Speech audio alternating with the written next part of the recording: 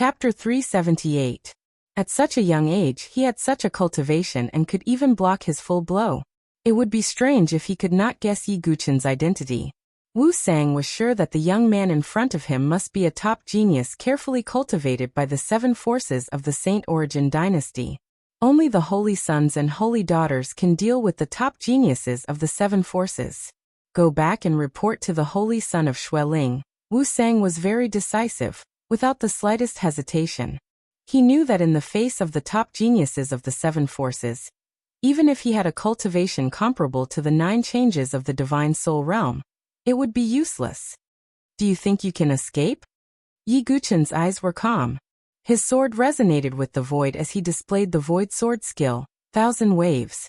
The fierce sword wave surged out like a huge wave. It was not only aimed at Wu Sang, but also at the surrounding barbarian tribe soldiers and totem warriors. Puff, puff, puff.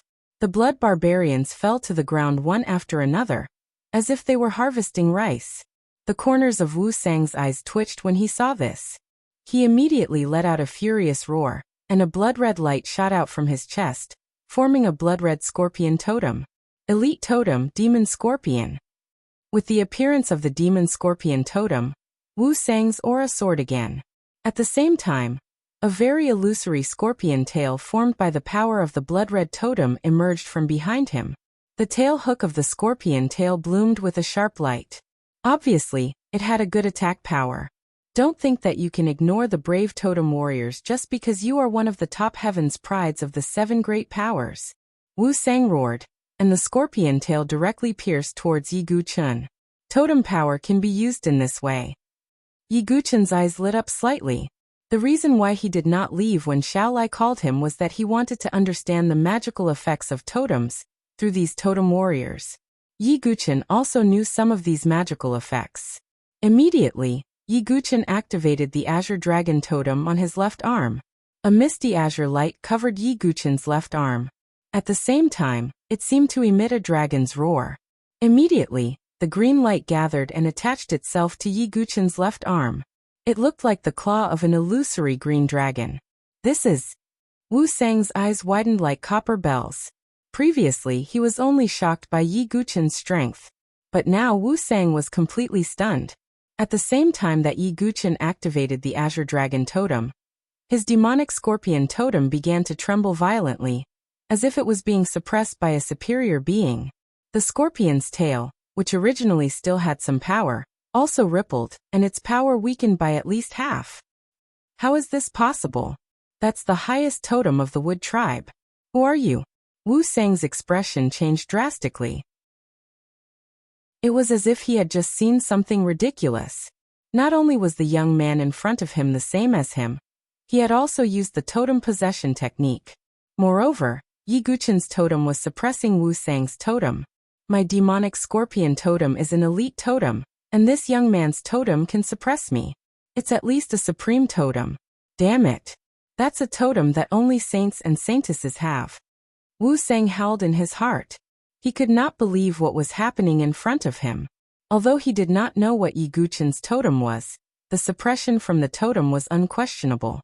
Yi Guchen's eyes flashed with cold electricity.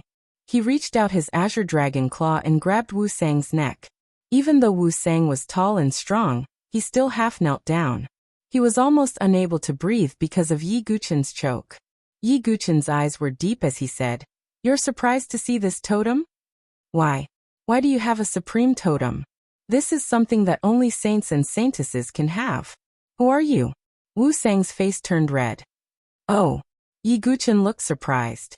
No wonder Wu Sang was so surprised when he used the Azure Dragon totem. It turned out that the totem he had was of a very high level. Only saints and saintesses could have it. But Yi Guchen also had doubts. He did not only have one totem, but a total of 5. People like me who have a supreme totem can only have one? Yi Guchen asked again. He wanted to find out more about the totem. You don't know this. Damn it. You're definitely not a barbarian. But you're not a barbarian. If you have a supreme totem, you'll definitely be judged by the 5 Elements Temple. Wu Sang opened his eyes wide and shouted. The supreme totem was the most precious inheritance even among the barbarians. The barbarians would not allow anyone other than barbarians to have a supreme totem. After that, after confirming that Yi Guqin was not a barbarian, no matter what he asked, Wu Sang did not answer. Yi Guqin did not hesitate and strangled Wu Sang. Although he did not get much information from Wu Sang, but Yi Guqin at least knew. He reckoned that the 5 totems in his body were rare even among the barbarian race. And he could not casually reveal them, at least not with his original identity. It seems that the 5 Elements Temple should have some connection with the 5 totems on my body. But if I fight with my original identity, I won't use the power of the totem. In the future, I can use the totem to blend into the barbarians. Yi Guqin had a plan in mind. He looked around. All the blood barbarians around him were dead. It was a pity that the few loyal guards had also died in the previous battle. Yi Guqin sighed slightly. He cut open a deep pit with his sword and buried the bodies of the guards in it. After that, Yi Guqin followed the tracks of the horses that Xiao Lai and the others had left behind. His footsteps flashed as he chased after them. He still needed to rely on Xiao Lai and the others to take him to northern Liang City. While Yi Guqin was rushing to Xiao Lai and the others, hundreds of miles away, in another city.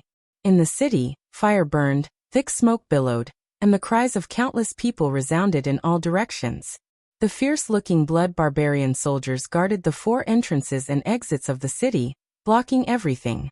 And at the gate of the city, a tall and thin man in a blood-red shirt looked at a trembling girl in front of him with a lustful and cold look on his face. A row of blood barbarian totem warriors stood in 2 rows, and their eyes also revealed an evil look. The man in the blood-red shirt waved one hand, and the clothes of the girl in front of him were directly torn into rags, revealing her snow-white and beautiful body. The man in the blood-red shirt did not have the slightest scruple. In front of all the totem warriors and blood barbarian soldiers present, he pressed the girl to the ground and ravaged her. Not long after, the man in the blood-red shirt got up. The girl was no longer breathing, and a large amount of blood flowed from her lower body. Holy Sun! I have something to report. Suddenly, a totem warrior on horseback rushed over, and knelt in front of the man in the blood-red shirt. What's the matter? We lost contact with Wu Sang, the totem warrior said. Oh, did that trash fail? His cultivation is comparable to the Divine Soul 9 changes, and Xiao Lai was severely injured by me. He should not have much strength left, the man in the blood-red shirt said with a cold look in his eyes.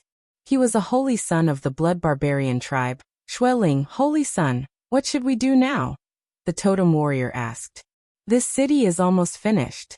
Take a group of totem warriors with you and follow me. I left a trick on Xiao Lai, and their whereabouts are always under my control. The holy son of Xueling revealed a sinister smile. He slowly raised his hand, and a blood-colored centipede could be vaguely seen in his sleeve. Xiao Wanru, you can't escape from me.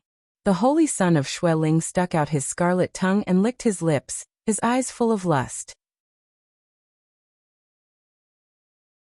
Chapter 379. In the desolate Gobi Desert, wind and sand filled the sky. Xiao Lai, Madame Xiao, and Xiao Wanru, who were riding Fergana horses, had been running continuously for a day and a night. Husband, let's stop and rest. Madame Xiao, who was sitting on the horse, panted and complained. How could a woman like her, who had no martial arts cultivation, bear sitting on a bumpy horse for a day and a night? On the other hand, Xiao Wanru, who had a weaker physique, did not complain even though she was exhausted and in pain. Madam, please hold on for a while longer. We can't let our brother's efforts go to waste, Xiao Lai said in a low voice. Those guards had stayed to protect them, and fought with the blood barbarians. If they were caught by the blood barbarians because they were resting, they would have let down those loyal guards. But I can't stand it anymore. Can we find a carriage? Madame Xiao complained as she rubbed her aching butt. Riding a horse was not as comfortable as riding a carriage. Madam, don't talk nonsense. We are running for our lives now. Where can we find a carriage for you?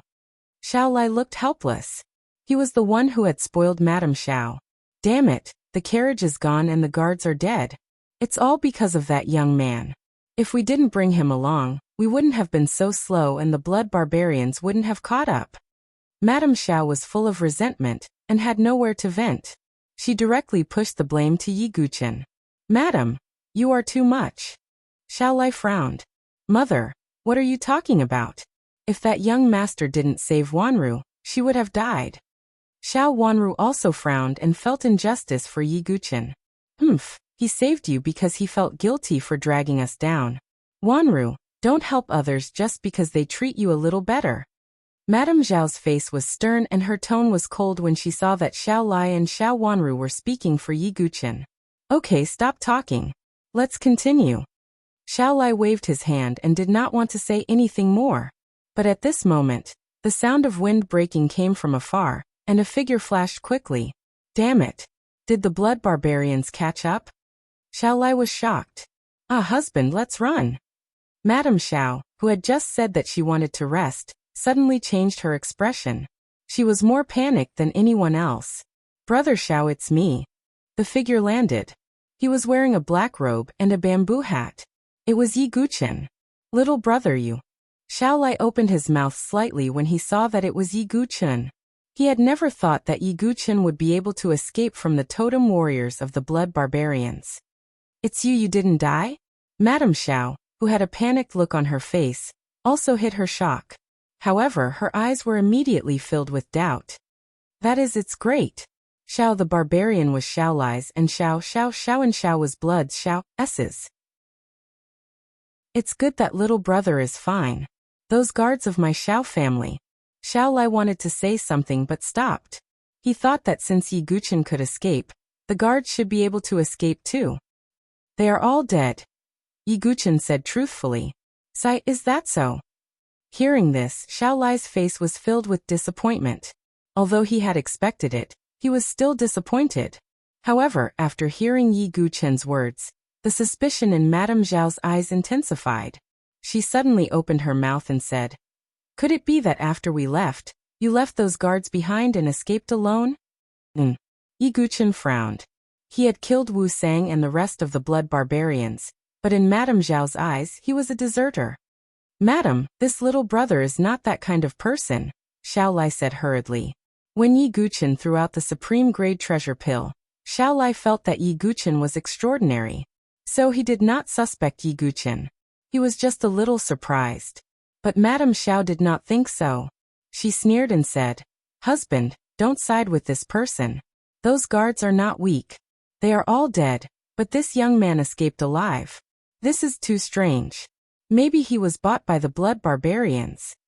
Madame Zhao's eyes were filled with hostility. Madame Xiao did not have a good impression of Yi Guchen. Now that Yi Guchen had escaped alone, Madame Xiao was even more suspicious of him. Madam, you can't say that, Xiao Lai scolded, which was rare. Mother, what are you talking about? Xiao Wanru was also a little angry. Yi Guchen's eyes darkened. What, you can't say anything? Then tell me, how did you escape? Madame Xiao put her hands on her waist and stared at Yi Guchen. I didn't escape. I killed all the blood barbarians, Yi Guchen said indifferently. Xiao Lai's pupils shrank when he heard this. He knew that it was not easy to kill a group of blood barbarians. There were even powerful totem warriors among them. When Xiao Wanru heard this, she was pleasantly surprised. She looked at Yi Guchen with curiosity in her beautiful eyes. However, Mrs. Xiao couldn't help but laugh mockingly as if she had heard a funny joke. Haha, a young man like you killed a group of blood barbarians. Who do you think you are? Yi Guchen from the sword sect? You can't say such ridiculous things if you want to attract my Wanru's attention. Madame Zhao's eyes were filled with disdain. She thought that Yi Guchen was lying because he liked Xiao Wanru and wanted to attract her attention and worship. If that's the case, then I'll take my leave, Yi Guchen said coldly. With his personality, he did not want to argue with a woman. Since Madame Xiao questioned him, Yi Guchen could leave. Because of his relationship with Xiao Lai and Xiao Wanru, Yi Guchen did not mind escorting them to northern Liang City. But since others questioned him, Yi Guchen did not need to help them. At most, he could find someone else to find out the route to northern Liang City. Little brother, please wait. Madame Xiao is ignorant. Please don't mind her. Xiao Lai hurriedly said when he saw that Yi Guchen was about to leave. Madame Xiao was ignorant, but Xiao Lai knew. He guessed that Yi Guchen's background was not that simple. He might be an outstanding disciple of a large family. Xiao Lai could not afford to offend such a person. Young master, Wanru apologizes on behalf of my mother. Xiao Wanru bowed to Yi Guqin. Madame Xiao gritted her teeth when she saw that her daughter and husband were siding with Yi Guqin. Her face turned green and white. Why are you all siding with this outsider? As long as we can escape to northern Liang City, we will be part of the Shinta family. You are lowering your status by doing this. Shut up. Xiao Lai shouted coldly. For the first time, he was imposing. Xiao Lai you. Madame Zhao's face was ashen, but she did not say anything in the end. She only glared angrily at Yi Guqin. Although Yi Guqin disliked Madame Xiao, he still had a good impression of Xiao Lai and Xiao Wanru, so Yi Guqin stayed in the end. Chapter 380. Yi Guqin and the other three continued their journey towards northern Liang City. Another 2 days passed in this manner. They encountered a few waves of barbarians. Fortunately, they were not from the blood barbarians, and were mostly ordinary barbarian tribe soldiers. Therefore, Yi Guqin did not make a move. Xiao Lai alone was enough to solve the problem. However, this made Madame Xiao look at Yi Guqin with even more disdain. In her opinion, they were protecting Yi Guqin, not the other way around. Yi Guqin was helping them. Yi Guqin did not care about this and completely ignored Madame Zhao's harsh gaze. He felt a little uneasy. The blood barbarians would not give up on their prey so easily. Moreover, he knew from Xiao Lai that the holy son of the blood barbarian tribe was a very cruel and ruthless person. He would not let them off so easily. However, Yi Guqin was not afraid. He also wanted to meet the prodigies of the barbarian tribe. He wanted to see how the so-called holy son and holy daughter were compared to the top prodigies of the 7 major forces. At night, the celestial emperor sword turned into a bright moon and scattered its cold light. Yi Guqin and the other 3 sat around the bonfire. It had been a few days and there was no trace of the blood barbarians. Not to mention Madame Xiao, even Xiao Lai thought that they had shaken off the blood barbarians. Therefore, under Madame Zhao's strong request, Xiao Lai chose to rest. Brother Xiao, I think we should hurry. The blood barbarians will not give up so easily. Yi Guqin was still a little vigilant. Before Xiao Lai could say anything, Madame Xiao immediately screamed. What are you talking about? Have you done anything to deal with the barbarian race in the past 2 days? Wasn't it my husband who did it? Look at you now, you're sitting here pointing fingers at us. We've already shaken off the blood barbarian race. How could they possibly catch up? Madame Xiao was already full of resentment towards Yi Guqin. Now, she vented her anger and pointed at Yi Guqin. Yi Guqin's face turned slightly cold. Even with his indifferent personality, he felt a trace of impatience towards Madame Xiao. If it weren't for Xiao Lai and Xiao Wanru, Yi Guqin would have left long ago. Alright, let's not talk too much. Little brother, aren't you a little too nervous? We will reach northern Liang City in a few days, so you can be at ease. Even Xiao Lai heaved a sigh of relief at this moment. However, Xiao Lai suddenly started coughing violently. Father, what's wrong? Xiao Wanru hurriedly went forward and pounded Xiao Lai's back. Big brother Xiao, didn't you take the pill? Yi Guqin suddenly frowned. Logically speaking, the effects of the supreme rank pellet that he had given Xiao Lai should have been very strong. However, Xiao Lai was still coughing and looked a little weak. It's nothing. It's just that my chest feels a little tight. Xiao Lai waved his hand and said. A dark light flashed in Yi Guqin's eyes as he said, Big brother Xiao, please take a look at my wound. Xiao Lai was slightly taken aback when he heard this. He didn't think much about it, and directly pulled open the front of his shirt. There was a blood-red palm print that looked like it was about to fester. Vaguely, there seemed to be something wriggling under the skin. Could it be? Yi Guqin directly went forward and raised his palm. The heavenly sun-dark fire spewed out. Yi Guqin controlled the strange fire's temperature, and directly slapped the blood-red palm print on Xiao Lai's chest. Ah! Xiao Lai was caught off guard and suddenly let out a scream. What are you doing? Madame Xiao screamed in shock. Xiao Wanru was also stunned for a moment. The strange fire burned Xiao Lai's chest, and the festering skin was directly charred black. Accompanied by a hissing sound, A blood-red insect seemed to be unable to withstand the strange fire's temperature and rushed out. Yi Guchen pinched the blood-red insect with one hand. His eyes focused, and the flames rose and burned it to ashes.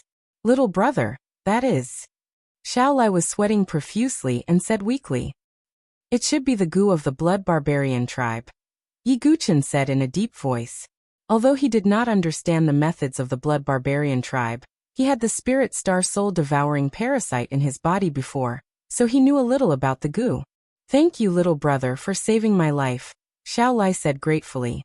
After getting rid of the goo, he clearly felt that his body was much more relaxed. Madame Zhao's face was a little embarrassed and unnatural. Just now, she was still shouting, thinking that Yi Guchen had revealed his true colors and wanted to kill Xiaolai. In the end, he was treating Xiaolai. However, she did not have the intention to apologize to Yi Guchen. She just pretended that nothing had happened and sat aside. The way Xiao Wanru looked at Yi Guchen was also filled with a strange and curious look. Yi Guchen's face was still a little dignified. He said to himself in his heart, "It seems that the journey to northern Liang City will not be too peaceful." Yi Guchen vaguely guessed that the function of this blood-red goo should not only be to destroy the body, but also to let the caster of the goo obtain information about the location of the goo. And at the moment when Yi Guchen burned the goo worms with his strange fire, in another place, the blood spirit saint, who was dressed in a blood-red robe, had a slight change in expression, and then a playful look appeared on his face. With Xiaolai's cultivation level, he could actually discover my method. But it doesn't matter. It's impossible for you to escape to northern Liang City alive. The blood spirit saint's eyes were cold. He held a blood-red goo in his hand, which was exactly the same as the one in Xiaolai's body. On the other side, Yi Guchen sat quietly beside the bonfire with his eyes closed. He already had a guess in his heart that it was impossible to reach northern Liang City safely. Then Yi Guchen could only recuperate and wait for the battle with the blood barbarian tribe saint. At this moment, Xiao Wanru, who was wearing a tasseled long dress, sat silently beside Yi Guchen. Xiao Wanru glanced at Yi Guchen and said, "Young master, thank you for saving my father." Yi Guchen opened his eyes slightly and said lightly, "It's no big deal. It's just a matter of convenience." Xiao Wanru said apologetically, "Also about mother. She has such a character. I hope you don't mind. Wanru apologizes to you on behalf of mother." Looking at the considerate and gentle girl in front of him, Yi Guchen nodded slightly. "I won't care about this kind of thing." Xiao Wanru blinked and said, "Young master is really magnanimous. By the way, Wanru still doesn't know your name." "My surname is Yi," Yi Guchen said lightly. "Yi." Xiao Wanru's beautiful eyes suddenly narrowed, and her expression froze slightly. Then she laughed and said, "Young master and Yi Guchen of the sword sect have the same surname." Xiao Wanru naturally wouldn't associate the young man in front of her with the sword sect. After all, Yi Guchen was already dead. Xiao Wanru instinctively ruled it out. "Is that so? So what?" Yi Guchen didn't care. Young master should know the name of the sword sect. Wanru truly yearns for such a peerless sword cultivator. Unfortunately, I'm not fated to meet him in this life. It's even impossible to find someone similar to him. Xiao Wanru sighed when she thought about how she was going to marry Shinta Miao.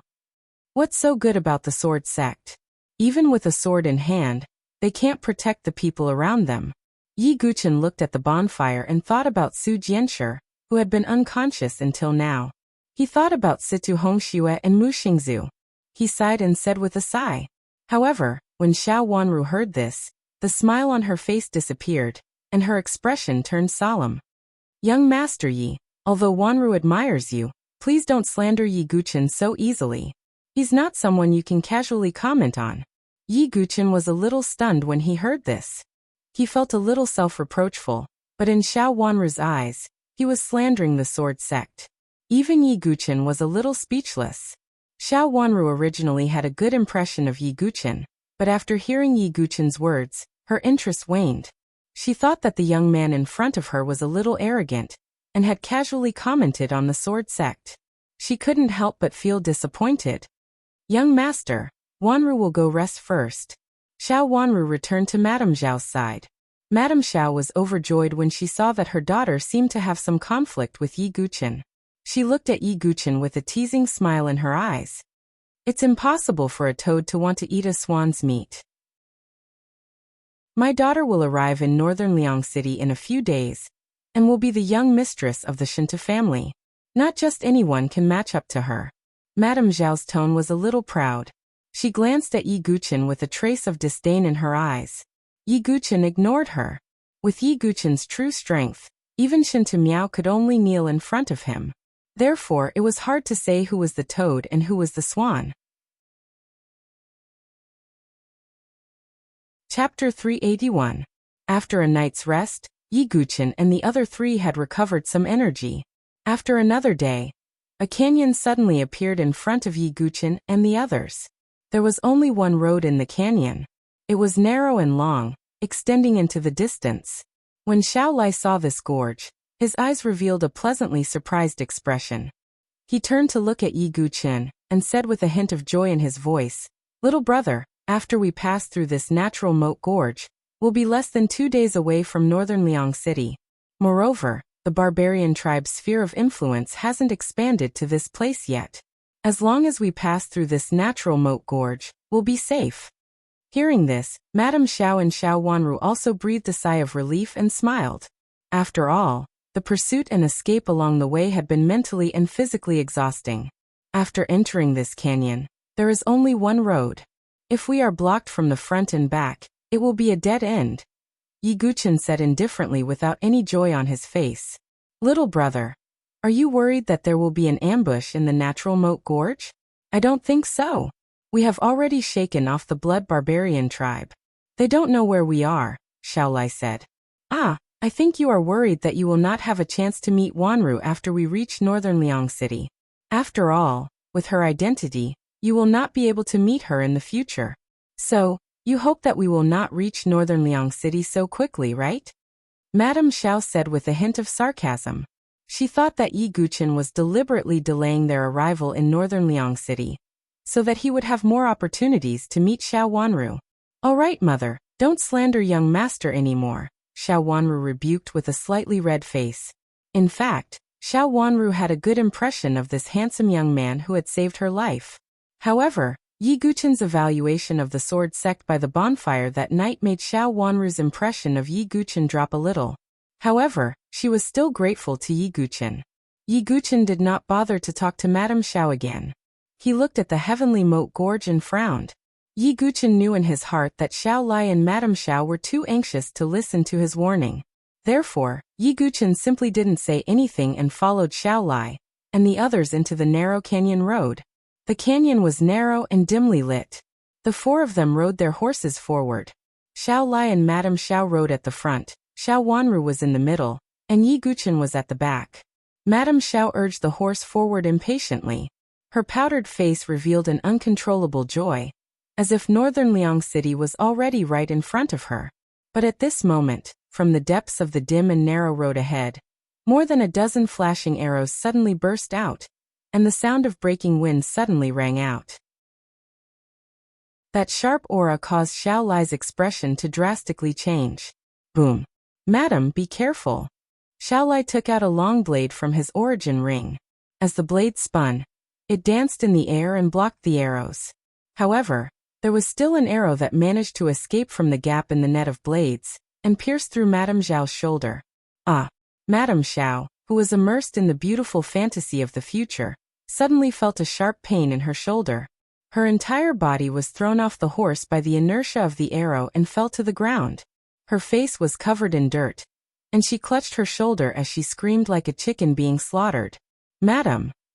Mother!" Xiao Lai and Xiao Wanru's expressions changed as they hurriedly dismounted and helped Madame Xiao up.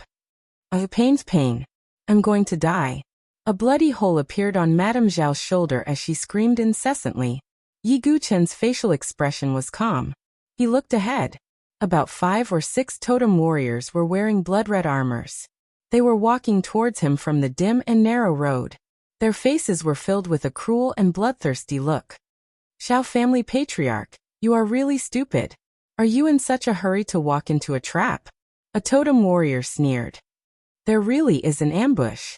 Xiaolai gripped the long blade in his hand tightly, his mouth full of bitterness. He once again looked at Yi Guqin, who was wearing a bamboo hat, with a trace of regret in his eyes. If he had listened to Yi Guqin's words, he would not have ended up like this. Madame Zhao's face was also pale, and her lips were trembling because of the pain. Her hair was in a mess, and her face was covered in dirt. Yi Guqin had warned them before, but they did not listen. Madame Zhao even thought that Yi Guqin only wanted to slow them down. Now, the totem warriors of the blood barbarian tribe were in front of them, and he still called them stupid. This made Madame Zhao's face turn green and white. She was a little embarrassed. Since you knew that there might be an ambush, why didn't you forcibly stop us? Why did you hurt me? I will be the old madam of the Shinto family in the future. Madame Zhao covered her shoulder and cried out in pain. At the same time, she blamed Yi Guqin. Mother, you are injured. Don't talk so much. Xiao Wanru pressed the wound on Madame Zhao's shoulder and said. Yi Guqin coldly glanced at Madame Zhao and did not say anything. He turned to look at the totem warriors. Little brother, please take Madame and Wanru back the way we came. I will stop them. Xiaolai held his blade and said while gritting his teeth. Yi Guqin was indifferent.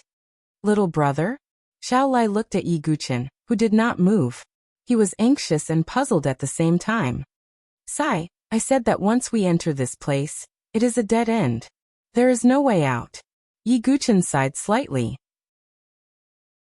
Just as Xiaolai was about to say something, a cold snake-like voice suddenly sounded from behind Yi Guqin and the other three. Xiaolai, Xiaolai, you are so stupid that it is ridiculous. At the other end of the narrow road, there was also a group of people blocking their way out. The one who spoke was a man in a blood-red shirt. He had a cold and playful smile on his face. His eyes swept over Xiaolai and the others as if he was looking at dead people. Only when he swept his gaze over Xiao Wanru did his eyes become lustful. Blood Spirit Holy Son, why are you here? Xiaolai looked at the man in the blood-red shirt. His pupils suddenly shrank as he cried out involuntarily. Oh, didn't you discover the blood-seeking goo poison yourself? The Blood Spirit Holy Son looked at Xiaolai in surprise. Xiaolai's heart skipped a beat, and he immediately understood. It turned out that the goo poison in his chest was left by the Blood Spirit Holy Son to track them. However, Xiaolai had not discovered it. Instead, it was Yi Guqin who had discovered it. Thinking of this, Xiaolai felt ashamed again. If he had listened to Yi Guqin more, they would not have fallen into such a desperate situation. How can the prey that I have set my eyes on escape so easily? Wanru, don't worry, I will treat you well soon. The Blood Spirit Holy Son stared at Xiao Wanru and licked his lips with his scarlet tongue. That kind of sinister and lustful gaze made Xiao Wanru's delicate body tremble violently. The Blood Barbarian tribe, even among the ferocious barbarian tribes, was the most cruel and bloodthirsty. Not to mention that the Blood Spirit Holy Son had a somewhat perverted personality. Even a quick death would be a luxury if one fell into his hands. As for you, Xiaolai, you can die peacefully. And your old wife, I feel disgusted just by looking at her. It's not a bad idea to give her to the warriors under my command. The Blood Spirit Holy Son looked at Mrs. Xiao with disgust. Lord Holy Son, we don't want that kind of old woman with loose lower body. But my ferocious ape might like her. A totem warrior laughed evilly. Madame Xiao, who was already injured, was so angry that she almost vomited blood when she heard such vicious words. But she was also very scared. Her body trembled like a sieve. If she was really raped by a beast, it would be thousands of times more painful than being executed by 1,000 cuts. Mrs. Zhao's face was covered in tears and snot because of fear. She looked extremely miserable. My daughter is young Master Shinto Miao's fiancé. I will also be the old madam of the Shinto family in the future. The Shinto family will not let you off for treating me like this. Mrs. Xiao said in a trembling voice. She hoped that by mentioning the Shinto family, the Blood Spirit Holy Son would have some scruples. But the Blood Spirit Holy Son laughed when he heard this. What is the Shinto family? What is that trash Shinto Miao? You are really taking advantage of a chicken feather as an arrow. Just nice, let me have a taste of someone else's fiancé. The Blood Spirit Holy Son was not afraid of the Shinto family. Instead, he was even more excited. Mrs. Xiao saw this and her face turned pale. She did not expect that by mentioning the Shinto family, it would backfire. The barbarians pressed forward step by step. Xiao Wanru's face was filled with despair. She even had the intention to die. She would rather die than be tainted by the blood spirit Holy Sun. Xiao Lai also had the intention to fight to the death. Sigh. Just when Xiao Lai, Xiao Wanru and the rest were ready to die, a sigh was heard. This sigh reverberated in the narrow canyon, and was exceptionally clear. At this moment, even the blood spirit Holy Sun's gaze could not help but fall on the source of the sigh. It was a figure in black with a bamboo hat on his head. Blood spirit Holy Sun, is it? Among the barbarian Holy Sons, I will start with you. Chapter 382. Hearing Yi Guqin's words, everyone was stunned. How arrogant must he be to say that he wanted to kill the barbarian Holy Sun? Although the Blood Barbarian tribe was not the most powerful tribe in the Barbarian tribe, its strength was not to be underestimated. Some of the Holy Sons and Holy Daughters of the Blood Barbarian tribe were quite powerful. They had even fought with some of the geniuses of the 7 superpowers. Therefore, when the Saint of Xueling heard this unknown young man say such words, he scratched his ears, thinking that he had misheard. Is it because you think you're about to die that your mind is in a mess? The blood spirit Holy Sun was not angry. He just sneered, thinking that Yi Guqin was too flustered to be in a clear state of mind. Not only the Holy Sun of Xueling, but also the surrounding totem warriors laughed out loud, as if they had heard the funniest joke in the world. The Holy Sun of the barbarian race is not someone that any random person can provoke. That's right. Even the top geniuses of the 7 superpowers dare not say such arrogant words. Many totem warriors looked at Yi Guqin, as if they were looking at a dead man. Even Xiao Lai and Xiao Wanru were stunned, let alone the barbarian tribe. Xiao Lai knew that the young man in front of him might have some background. Maybe he was a genius disciple of a big family. But even so, he was not qualified to say such words to the barbarian Holy Sun. As for Madame Xiao, she was even more disheartened. She said, "You are about to die. Why are you still talking nonsense?" Madame Xiao burst into tears. She was about to become the old madam of a super family, but she was intercepted and killed here. This made her feel so sad that she wanted to die. Seeing everyone's attitude, Yi Guqin sighed slightly. Why did no one believe him when he told the truth? He said no more. He slowly raised his hand and poured genuine qi into his veins. He flicked his fingers continuously at lightning speed. Whoosh, whoosh, whoosh. The 6 pulses divine sword was launched. Suddenly, a series of real qi fingers darted out, and darted towards the totem warriors who were blocking the road ahead. Yi Guqin's action was too abrupt. Not to mention the totem warriors, even the Holy Sun of Xueling was stunned. Suddenly, a series of blood-curdling screams resounded. The heads and hearts of the totem warriors who were standing in front of them had been pierced through by the real qi. Blood splashed out, and pieces of flesh flew in all directions. Xiao Lai was stunned. Although those totem warriors were not particularly powerful, it would still take him a lot of effort to deal with them. However, Yi Guqin had only flicked his finger, and those totem warriors had immediately died. They didn't have the slightest power to resist. "Hurry up and leave," Yi Guqin shouted in a low voice. Xiao Lai came to his senses and his eyes shone with extreme joy, as if he had been saved from a dead end. At that moment, he did not have the time to consider Yi Guqin's strength and identity. He grabbed Xiao Wanru with one hand and Madame Xiao with the other, mounted a Fergana horse and galloped forward. "Young master, be careful." Xiao Wanru couldn't help but exclaim when she saw Yi Guqin's frail figure remaining where he was. At that moment, Yi Guqin's lone figure gradually overlapped with the hazy and peerless figure in her heart. If I have to imagine what the sword master looks like, then it should be very similar to him, Xiao Wanru thought to herself as she stared at Yi Guqin's back. Although Xiao Wanru had misunderstood Yi Guqin's casual words as slandering the sword master, she was a little unhappy. But now, Yi Guqin's figure, which was left behind by himself, touched Xiao Wanru's heart. There was a ripple in her heart. However, Xiao Wanru also knew that with Madame Zhao's attitude, It was impossible for her to have any interaction with this young man of unknown origin. Her fate was only to become Shinta Miao's wife. The holy son of Xueling remained calm as he watched Xiaolai and the others leave. He wasn't in a hurry to catch Xiaolai. They couldn't run too far with an injured woman. What attracted the holy son of Xueling's attention was the mysterious young man wearing a bamboo hat in front of him. Even a fool would know that Yi Guchen was extraordinary when he saw him casually kill a group of totem warriors. Although the holy son of Xueling was cruel and perverted, he wasn't stupid. He knew that the young man in front of him was extraordinary. "Who are you?" The holy son of Xueling's tone had a rare trace of seriousness. The power of Yi Guchen's 6-meridian godly sword had made him frown. "The person who will kill you," Yi Guchen said lightly. "Arrogant boy." The holy son of Xueling hadn't moved yet, but the group of totem warriors around him roared. The holy son and holy daughter of the barbarian tribe had a high status and were respected. These totem warriors naturally couldn't be indifferent. Accompanied by bursts of roars and surging blood light, these totem warriors directly activated their own totems. Blood sky toad, blood ardent bird, blood-sucking demonic mosquito. Elite totems of the blood barbarian tribe emerged from the totem warriors' bodies, blooming with bloodlight. Their auras also surged like a geyser. "Kill." A group of totem warriors rushed forward. With the help of the totem power, their moves were more powerful.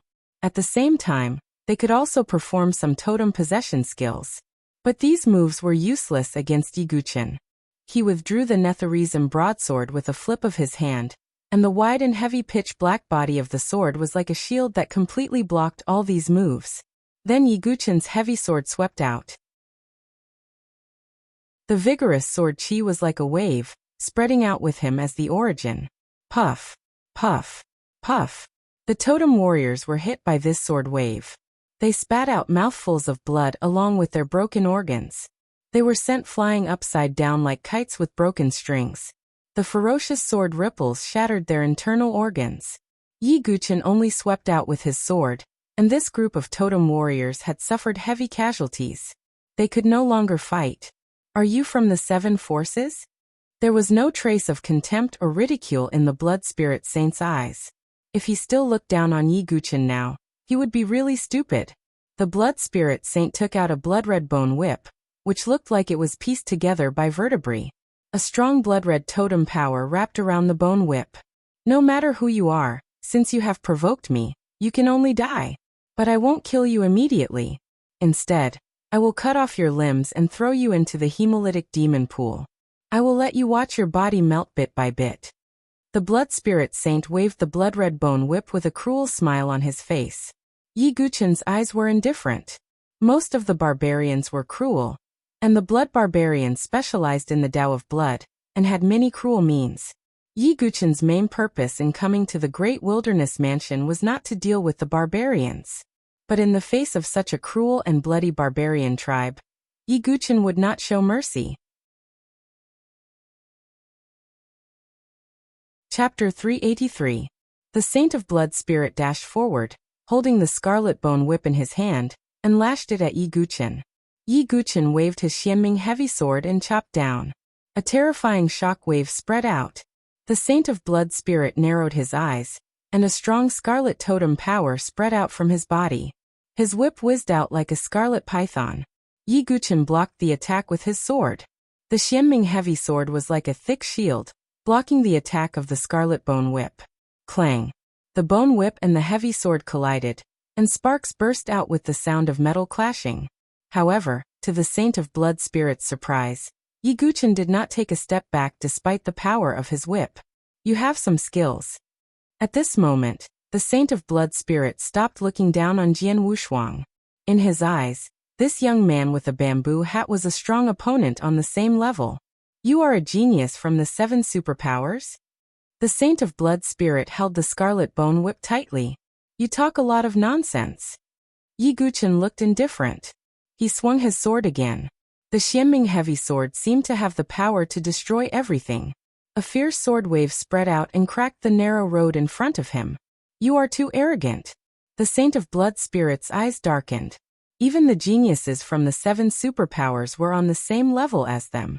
Yi Guchen's indifferent attitude and tone made it seem that he did not take the Saint of Blood Spirit seriously at all. The Saint of Blood Spirit rushed forward with the whip in one hand, and the other hand suddenly reached out.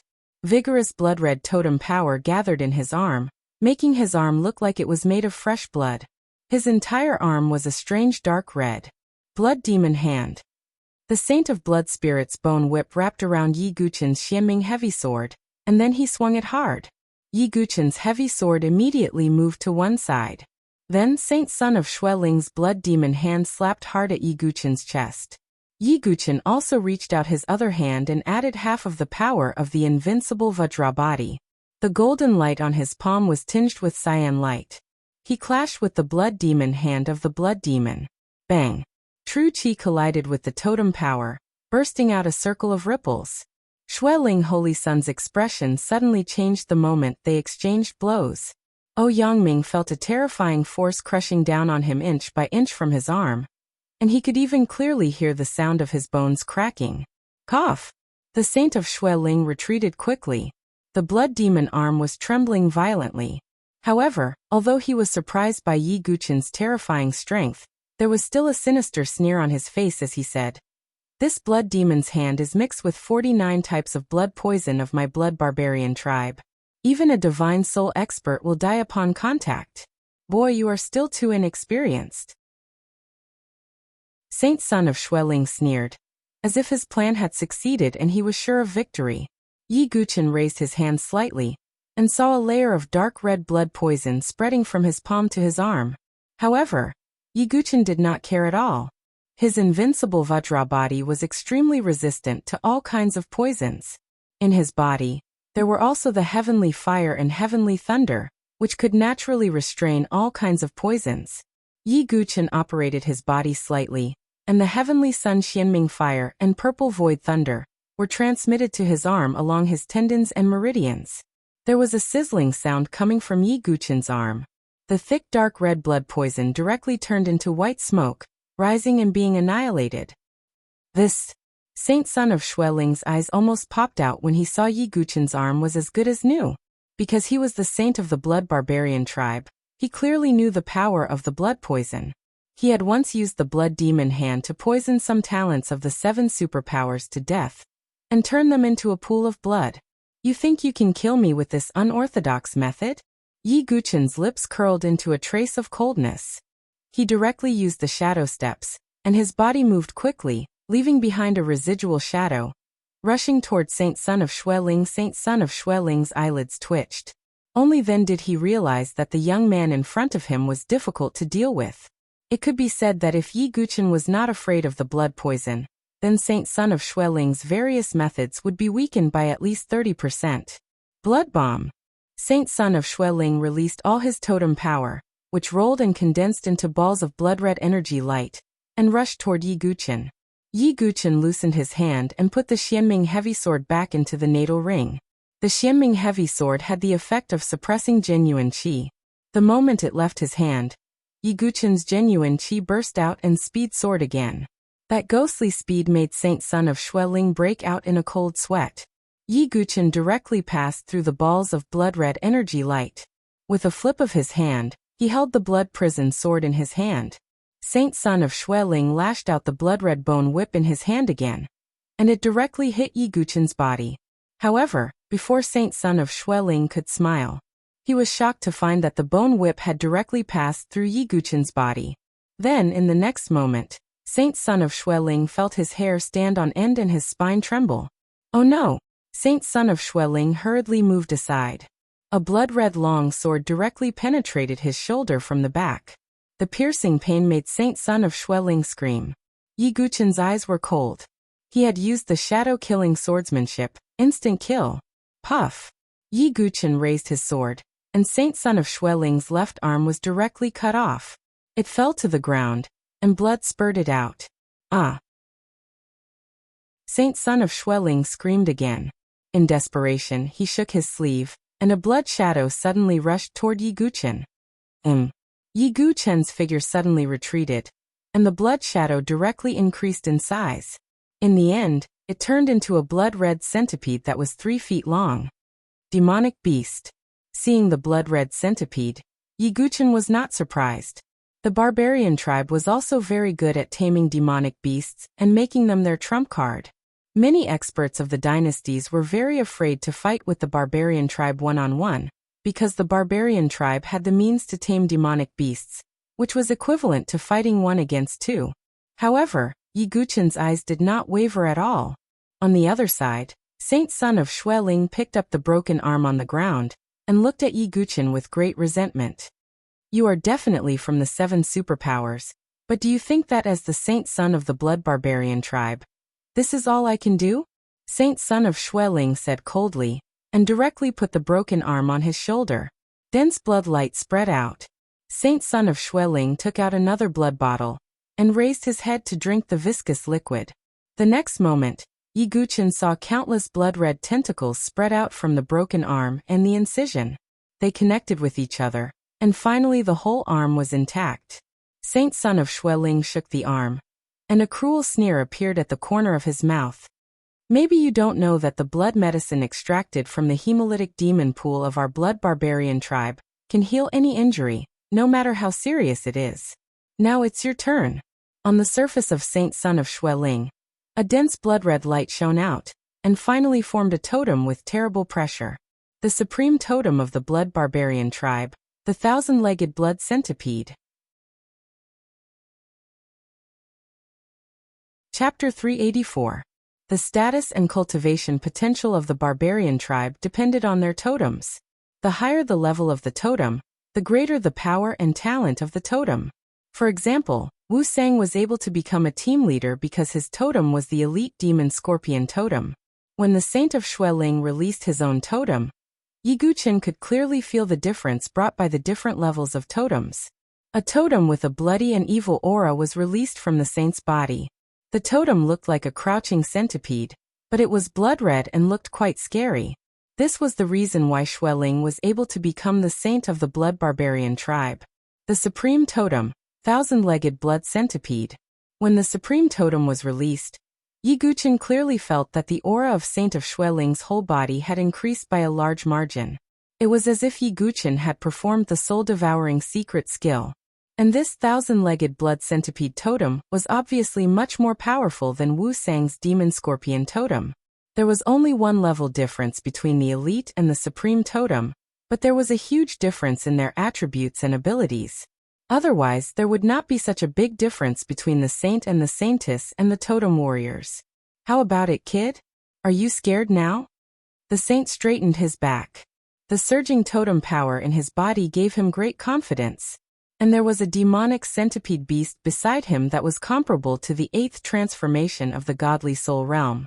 With such strength, the saint knew that he could even fight top geniuses such as Xian Hao, the young war emperor, and LV Qing Han, not to mention some ordinary geniuses from the 7 superpowers. It should be known that even the ordinary saint and the saintess did not dare to fight with those top geniuses. Only the Double Crown King dared to fight with them.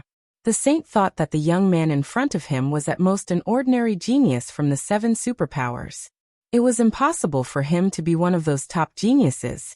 However, the saint did not see a trace of fear in Yi Guchen. Yi Guchen's eyes were shining. Is this the supreme totem? Yi Guchen had always wanted to understand what level the totem in his body was at. The 1,000-legged blood centipede totem of Saint Xueling was indeed much more powerful than the magic scorpion. However, in Yi Guchen's estimation, it was still inferior to the totem on his 5-color golden core. Could it be that the 5-colored golden core totem in my body is of a higher level than the supreme totem? Yi Guchen was puzzled. In the barbarian tribe, the supreme totem was already qualified to become a holy son or holy daughter. What kind of status did the totem above the supreme totem have in the barbarian tribe? Yi Guchen was suddenly curious. Brat, you are far too arrogant. Let me show you what it means to be a supreme totem. Seeing that Yi Guchen was not afraid at all, the Saint of Xueling's face turned cold. As the saint of the blood barbarian tribe, it was unforgivable for him to be looked down upon. The Saint of Xueling swung the bone whip again. This time, the power of the bone whip was far more powerful than before. The air screeched. Yi Guchen held the blood prison sword and injected his genuine qi into it. A sharp blood light gushed out. He swung his sword and collided with the bone whip, creating a blast of air. With the help of the thousand-legged blood centipede totem, the Saint of Xueling's strength soared. He rushed forward and fought with Yi Guqin. The totem power and genuine qi collided, causing the entire natural moat gorge to roar. At this moment, the demonic centipede beast also rushed forward. Its sharp mouthparts were like two machetes, biting toward Yi Guqin. Die. The Saint of Xueling's eyes were cruel, as if he could see Yi Guqin being cut in half. Then, Yi Guqin looked extremely calm. He directly activated the vermilion bird totem on his chest. The strong power of the flame totem turned into a pair of gorgeous fire wings on his back. With a slight vibration, Yi Guqin flew up into the air, and the demonic centipede beast missed. When Yi Guqin took out the vermilion bird totem, the Saint of Xueling's face suddenly froze. Then, as if he had seen the most terrifying thing in his life, his eyes, which had been filled with cruelty, trembled. Because when Yi Guqin released the vermilion bird totem, the Saint of Xueling felt that his thousand-legged blood centipede totem was shaking and being suppressed. Even his supreme totem's power was reduced by about 30%. How is this possible? Is this the ancestral totem? The Saint of Xueling let out an unprecedented roar. He could not believe it. Ancestral totem? Yi Guqin, who was flying in the air, heard the Saint of Xueling's words and raised his eyebrows. According to his tone, the ancestral totem should be of a higher level than the supreme totem. No, impossible, absolutely impossible. You are not from the barbarian tribe. How can you have the ancestral totem? Tell me, what kind of trick did you use? The Saint of Xueling gritted his teeth and let out an unwilling roar. It was absolutely impossible for a non-barbarian to have the ancestral totem. The ancestral totem was the supreme barbarian tribe. If someone could get the ancestral totem, his status would be higher than that of the saint and holy maiden. Moreover, the totem Yi Guqin released was the fire attribute totem, which was specially used to restrain the blood barbarian tribe. Therefore, the Saint of Xueling could not believe it, nor did he want to believe it. Yi Guqin's eyes flashed. It seemed that the 5-color golden core and the 5 totems on it were more valuable than he had imagined. Even among the barbarian tribe, it was absolutely rare. However, now that Yi Guqin had shown the ancestral totem, it meant that the Saint of Xueling had to die. Because Yi Guqin could not let the barbarian tribe know that he had the ancestral totem. Once the news leaked out, Yi Guqin would not only be targeted by the barbarian tribe, but it would also be difficult for him to blend in with the barbarian tribe. Therefore, the Saint of Xueling had to die. Yi Guqin slowly raised his hand. The crimson divine fire of the rosefinch gushed out from the totem and rose up in his palm. The Saint of Xueling's pupils shrank. The blood barbarian tribe specialized in the way of blood, which was cold and strange. They were most afraid of yang forces such as fire and thunder. Therefore, the blood barbarian tribe was most afraid of big tribes such as the fire tribe and the thunder tribe. Rosefinch divine fire, damn it. Only the holy maiden of the fire tribe has it. The Saint of Xueling's face darkened again. Even if he did not want to believe it, he had to. Yi Guqin's divine fire of the rosefinch divine fire confirmed the fact that he had the rosefinch totem. Boom. The crimson flame poured down like a waterfall. The Saint of Xueling gritted his teeth. Although he was very afraid of Yi Guqin's divine fire of the rosefinch divine fire, he still had ways to resist it. Bloodlight shield. The Saint of Xueling took out a defensive magic weapon. At this moment, Yi Guqin took out a dual-colored flame again. It was the heavenly sun Xianming fire. That is, the unique fire of heaven and earth. The Saint of Xueling was stunned again when he felt the horrible temperature of the heavenly sun Xianming fire. Not only did he have the divine fire of the rosefinch divine fire, but he also had the unique fire of heaven and earth. However, the Saint of Xueling's nightmare was not over yet. Streaks of purple thunderbolts gathered on Yi Guqin's body. The unique thunder of heaven and earth. The Saint of Xueling's expression froze as if he had seen a ghost in broad daylight. He had never seen anyone who could refine the unique fire and unique thunder at the same time. And these two forces could completely suppress him. Just when the Saint of Xueling's lips were trembling, and he was shocked by Yi Guqin's means. A silver thunderbolt burst out of Yi Guchen's body again, shaking the void and giving out thunderous roars. Xian thunder. The Saint of Xueling took a closer look. Blood rushed to his head and he almost fainted.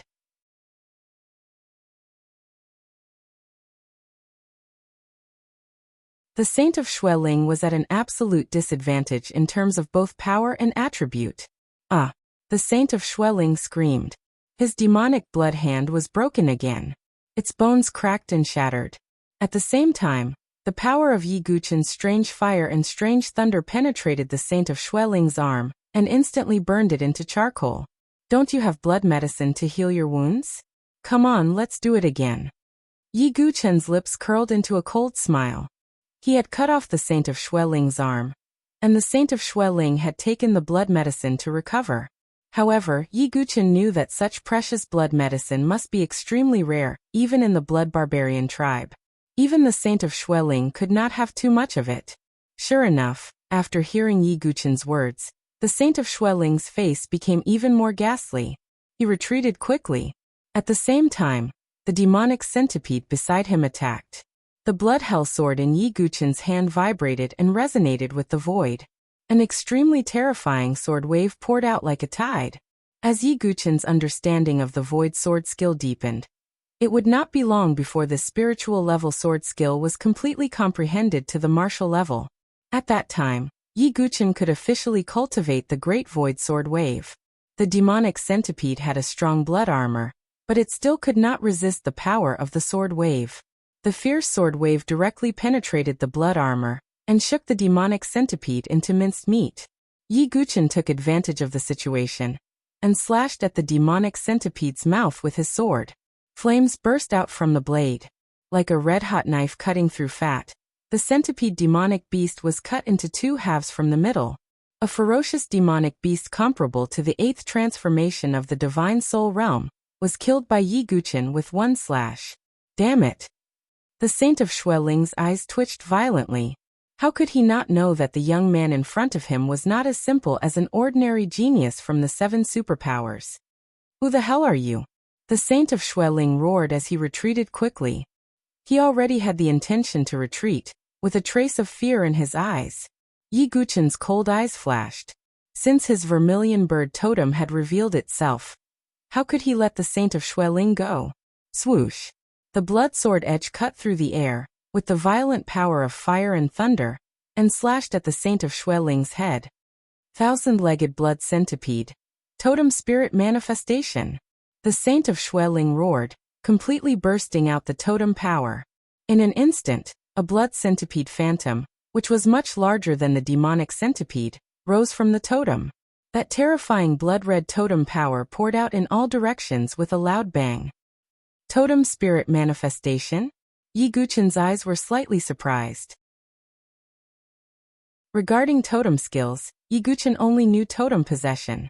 For example, his Azure Dragon Claw, Vermilion Bird Wings, and Wuxia's Scorpion Tail Hook, etc. But this was the first time that Yi Guchen had seen a totem spirit manifestation. Oh boy, although you have the ancestral totem, you don't know how to awaken it. It's really a waste for such a totem to fall into your hands. The Saint of Xueling seemed to have gained a little confidence after using this skill. The totem spirit manifestation can only be used after the totem is awakened. Yi Guchen suddenly understood. He did not know much about the barbarian tribe, so he did not know the secret. Hiss! In the air, the blood centipede phantom rushed toward Yi Guchen. The vigorous totem power spread out, causing the surrounding mountain walls to rumble. At the same time, a blood spiritual shockwave spread toward Yi Guchen. My blood centipede totem also has the means of divine soul attack. Boy, go to hell. The Saint of Xueling was ready to attack, waiting for the moment when Yi Guchen's Sea of Consciousness was attacked.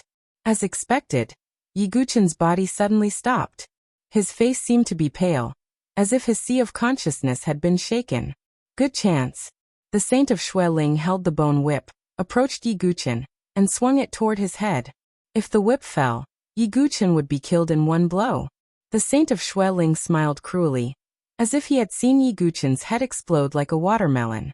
But the next moment, the smile on the Saint of Xueling's face froze. Because in an instant, Yi Guchen suddenly raised his eyes. His face was clear, and his sea of consciousness was not injured at all. Oh no! The saint of Xueling's heart suddenly sank. But it was too late. A bright silver spiritual shock wave spread out from Yi Guchen's sea of consciousness. It was the star soul wave released by the meteorite demon soul butterfly in his sea of consciousness. It's over. Yi Guchen stared at the saint of Xueling coldly. He was like the judge of hell, delivering the verdict of life and death.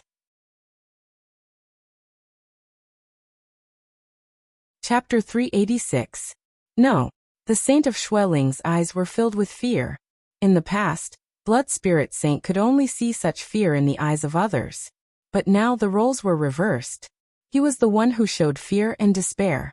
The star soul wave released by the meteorite demon soul butterfly was so powerful that it directly attacked Blood Spirit Saint's sea of consciousness. In an instant, Blood Spirit Saint felt a shock in his head. He had a splitting headache, as if a giant axe was chopping down from the top of his head. He could not even stand steadily, let alone fight back. And because his sea of consciousness was hit, it was difficult for Blood Spirit Saint to control the totem spirit to fight against Yi Guchen. Yi Guchen raised his hand and released the exotic fire and exotic thunder, which directly drowned Blood Spirit Saint. Blood Explosion Secret Skill. Blood Spirit Saint howled miserably in the midst of the exotic fire and exotic thunder, as if he wanted to make a last stand. Accompanied by a loud explosion, a dense blood-red light also burst out, temporarily pushing the strange fire and lightning to the side. Blood Spirit Saint, who revealed himself, was extremely embarrassed. His bloody clothes were tattered, and his body was scorched black, with smoke rising from it. He looked at Yi Guchen with resentment. Then, he formed a seal with both hands and used the blood explosion secret skill to squeeze out his potential. Finally, he condensed a blood-red seal with terrifying fluctuations and rushed toward Yi Guchen. Blood Evil Seal. The blood-red seal was like a mountain, bringing a strong sense of oppression. Yi Guchen's expression did not change. The thick blood light spread to the blood hell sword. He struck out with the sword, and the shadow of Yama appeared behind him. The fifth move of the god-slaying sword art, Yama. A blood-red sword light, which was dozens of feet long, flew across the sky and directly smashed the blood evil seal. But at the moment when the seal was smashed, a little blood light directly entered Yi Guchen's body with lightning speed. Yi Guchen frowned and checked his body.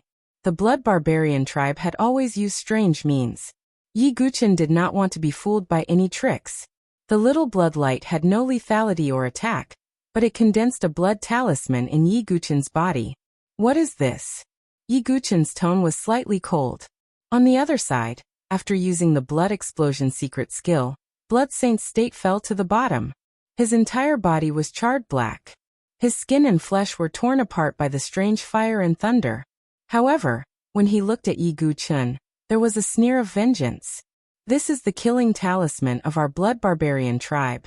As long as you are hit by this talisman, within a month, any blood barbarian tribe member can use a special secret method to track you. So you will definitely die.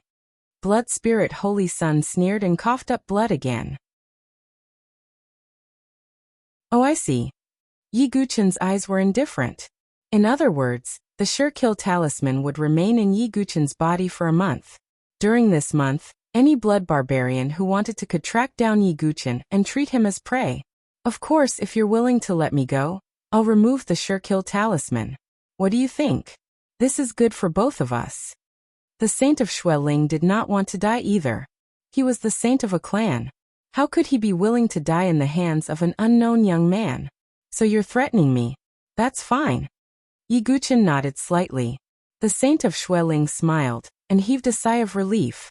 Humph, this boy is still too young. After you let me go, I will not lift the killing talisman. When I return to my family, I will gather a group of masters to kill you. Then, I will make you suffer. The holy son of Xueling was extremely resentful. As the holy son of a clan, when had he ever suffered such a loss? In addition, the saint of Xueling was insidious and vengeful. It was impossible for him to let Yi Guchen go. Yi Guchen slowly raised his hand, and a sharp sword chi gathered in his palm. Seeing Yi Guchen's action, the saint of Xueling's eyelids suddenly twitched. He had an ominous feeling. What are you going to do? Didn't we agree? I'm sorry. The blood barbarian tribe is not enough to make me afraid. Moreover, even if all the barbarian tribes worked together, they would not be able to threaten me. Because I, Yi Guchen, have never been one to be threatened. Yi Guchen's tone was as cold as the cold wind. As he raised his hand, a beautiful and terrifying golden sword chi lotus flower with destructive power formed above his palm. Hearing this, the saint of Xueling's heart suddenly sank. But in an instant, the saint of Xueling seemed to think of something. His eyes widened and a sense of horror crept up his face. What did you say your name was? Yi Guchen. The saint of Xueling's voice trembled, and he could not hide his horror. Yi Guchen, the sword master, was so famous that even the barbarian tribe had heard of him. It was rumored that because of Yi Guchen's death, the holy sons and holy daughters had one less enemy. But now the young man in front of him claimed to be the sword master. This made the saint of Xueling's heart suddenly tighten. And he felt that the strength shown by the young man in front of him did not seem to be fake. Aren't you dead? How could it be? The saint of Xueling wailed in his heart. He had wanted to capture Xiao Wanru just to satisfy his desire, but he had run into this devil. Yi Guchen looked at the saint of Xueling with cold eyes. I have said that among the holy sons of the barbarian tribe, I will start with you.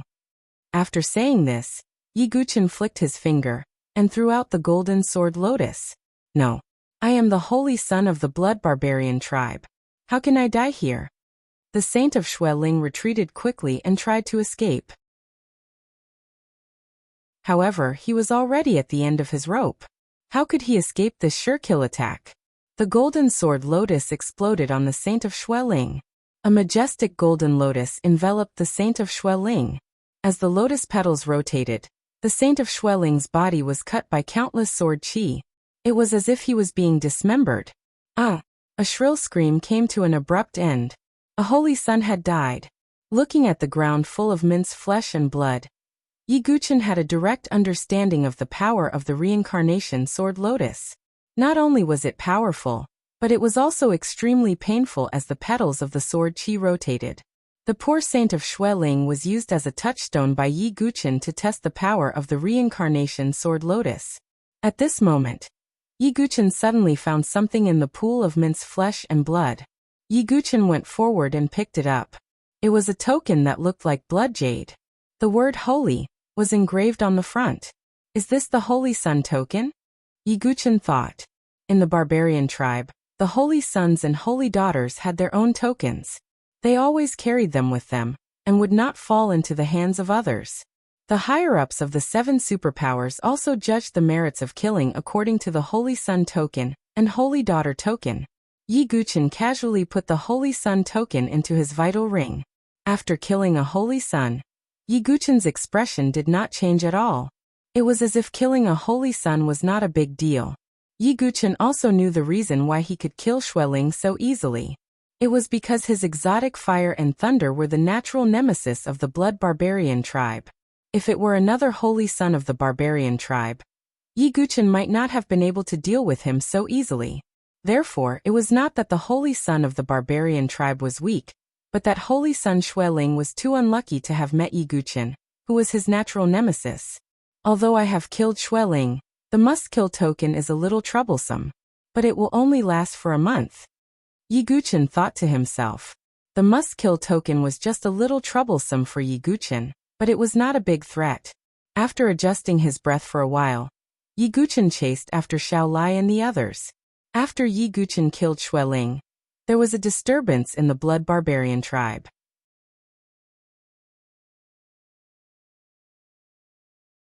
Chapter 387. The blood barbarian tribe was located in a place called the Heaven Blood Demon Castle. Inside the castle, there was a hall that emitted a gloomy aura. An old man in a blood-red robe was looking at a blood-red stone platform in front of him solemnly. There were many blood-red jade tokens on the platform. As for one of the fragments, it had already shattered. Xueling is dead, the old man said emotionlessly. Behind him, an elder of the blood barbarian tribe stepped forward and bowed. He asked, High Priest, do we need to send experts to kill Xueling's murderer? That person is now not far from northern Liang City. Currently, the 7 great factions of the empire have all gathered in northern Liang City. There are as many experts as there are clouds. If you are discovered by the experts in the city, let alone all of you, even I will not be able to return. High Priest Xue Wuxia coldly said. What should we do? How can we let go of the person who killed our holy son? The elder was unwilling to give up. Don't worry. Xue Ling won't provoke strong cultivators easily. The one who killed him must be a genius of the 7 great forces. He'll have to fight one day. When the time comes, ask the holy sons and holy daughters of the blood barbarian tribe to kill him together. You won't be able to escape, said the high priest coldly. Yes. The elder bowed. He knew that Xue Ling's strength was at most average among the holy sons and holy daughters of the blood barbarian tribe. There were several holy sons and holy daughters who were stronger than him. Therefore, they thought that the genius who killed Xue Ling could not be that strong. He would not be able to escape the pursuit of the other holy sons and holy daughters. An order came from the sacrificial hall of the Heaven Blood Demon Castle. All the holy sons and holy daughters of the blood barbarian tribe received the order from the high priest Xue Yuli. A siege against Yi Guchen was about to begin. In a city, a sexy blood barbarian woman in revealing clothes suddenly sensed something and took out a jade slip. All the holy princes and holy maidens of the blood barbarian tribe should surround and kill one person. Hee, why would the high priest give such an order? Apart from Xian Hao, the young war emperor and a few others, who else is qualified for us to surround and kill? This woman was one of the holy maidens of the blood barbarian tribe, Xuechan. There was a trace of disdain on her face, as she felt that the high priestess was making a mountain out of a molehill. At the same time, several other saints and saintesses also received orders to keep an eye on Yi Guchen's movements. If there was a chance, they were to kill him. Of course, they were the same as the blood cicada. They looked down on this order, and felt that it was unnecessary. In a wasteland, corpses littered the ground. It was an incomparably bloody scene. A youth with a scar on his face rode on a huge blood-colored demonic wolf. He had a pensive look in his eyes. It's just the death of Xue Ling. Is there a need to make such a big fuss? With Xue Ling's strength, the person who killed him is probably just an ordinary genius. Why use a butcher's knife to kill a chicken? The high priest is a little muddle-headed. The scarred young man shook his head slightly and sneered. In the barbarian tribe, the high priest's status was extremely high. No one dared to speak rudely to him. However, this youth spoke casually and did not care. This was because he was the most powerful holy son and saintess of the blood barbarian tribe. Holy son Xue Wuchang.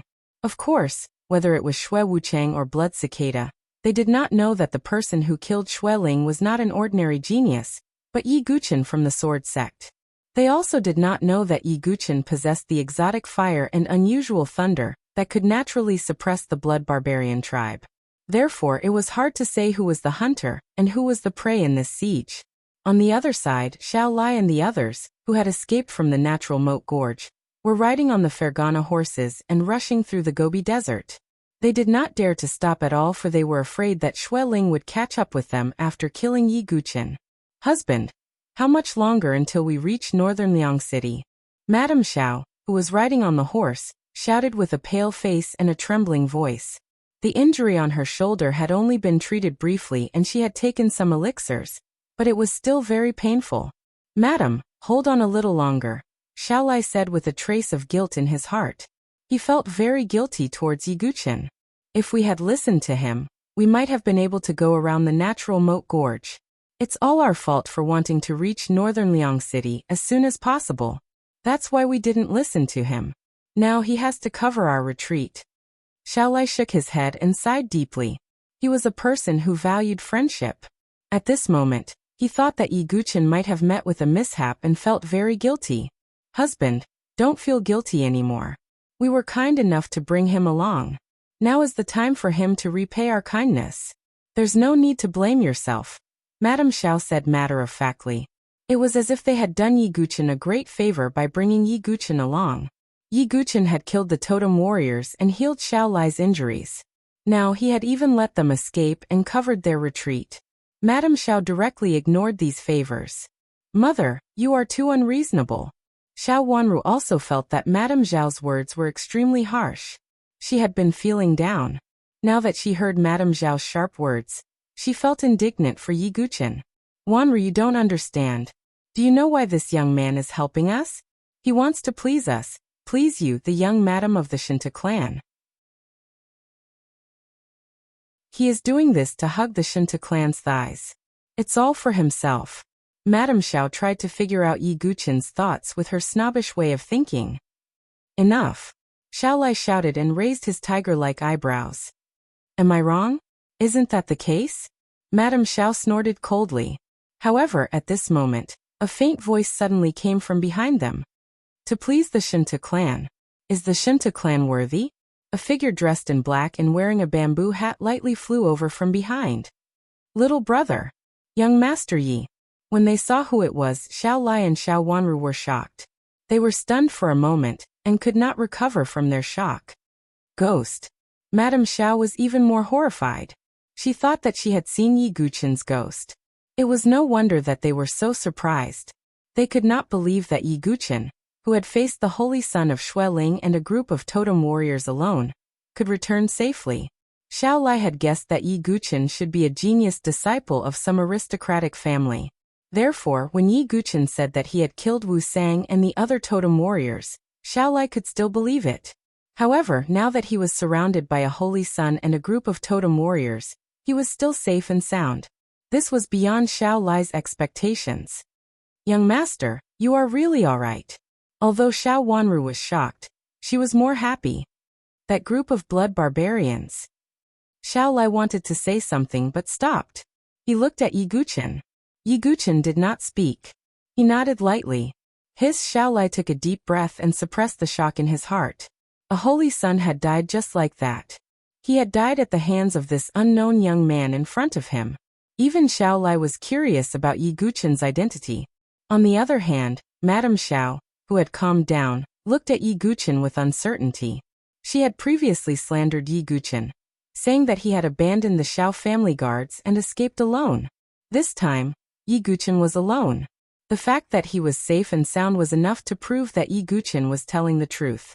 However, this fact was like a loud slap to Madame Zhao's face. She looked a little embarrassed. Xiao Lai and Xiao Wanru's resentful gazes made Madame Zhao's cheeks burn. However, no matter how self-righteous Madame Xiao was, she knew that the young man in front of her was not an ordinary person. Thinking of this, Madame Xiao forced a smile on her snow-white cheeks. She said, "You did well this time. You did have some credit." Yi Guqin glanced at Madame Xiao coldly. Although Madame Xiao was smiling, her tone was like a superior praising a subordinate. "I believe that your cultivation is not weak. Since you saved us this time, I have decided to let you enter the Shinta family in the future. At the very least, you can become young Master Shintu and Wanru's personal guard." Madame Xiao raised her chin slightly. She thought that she had given Yi Guqin a great benefit and grace.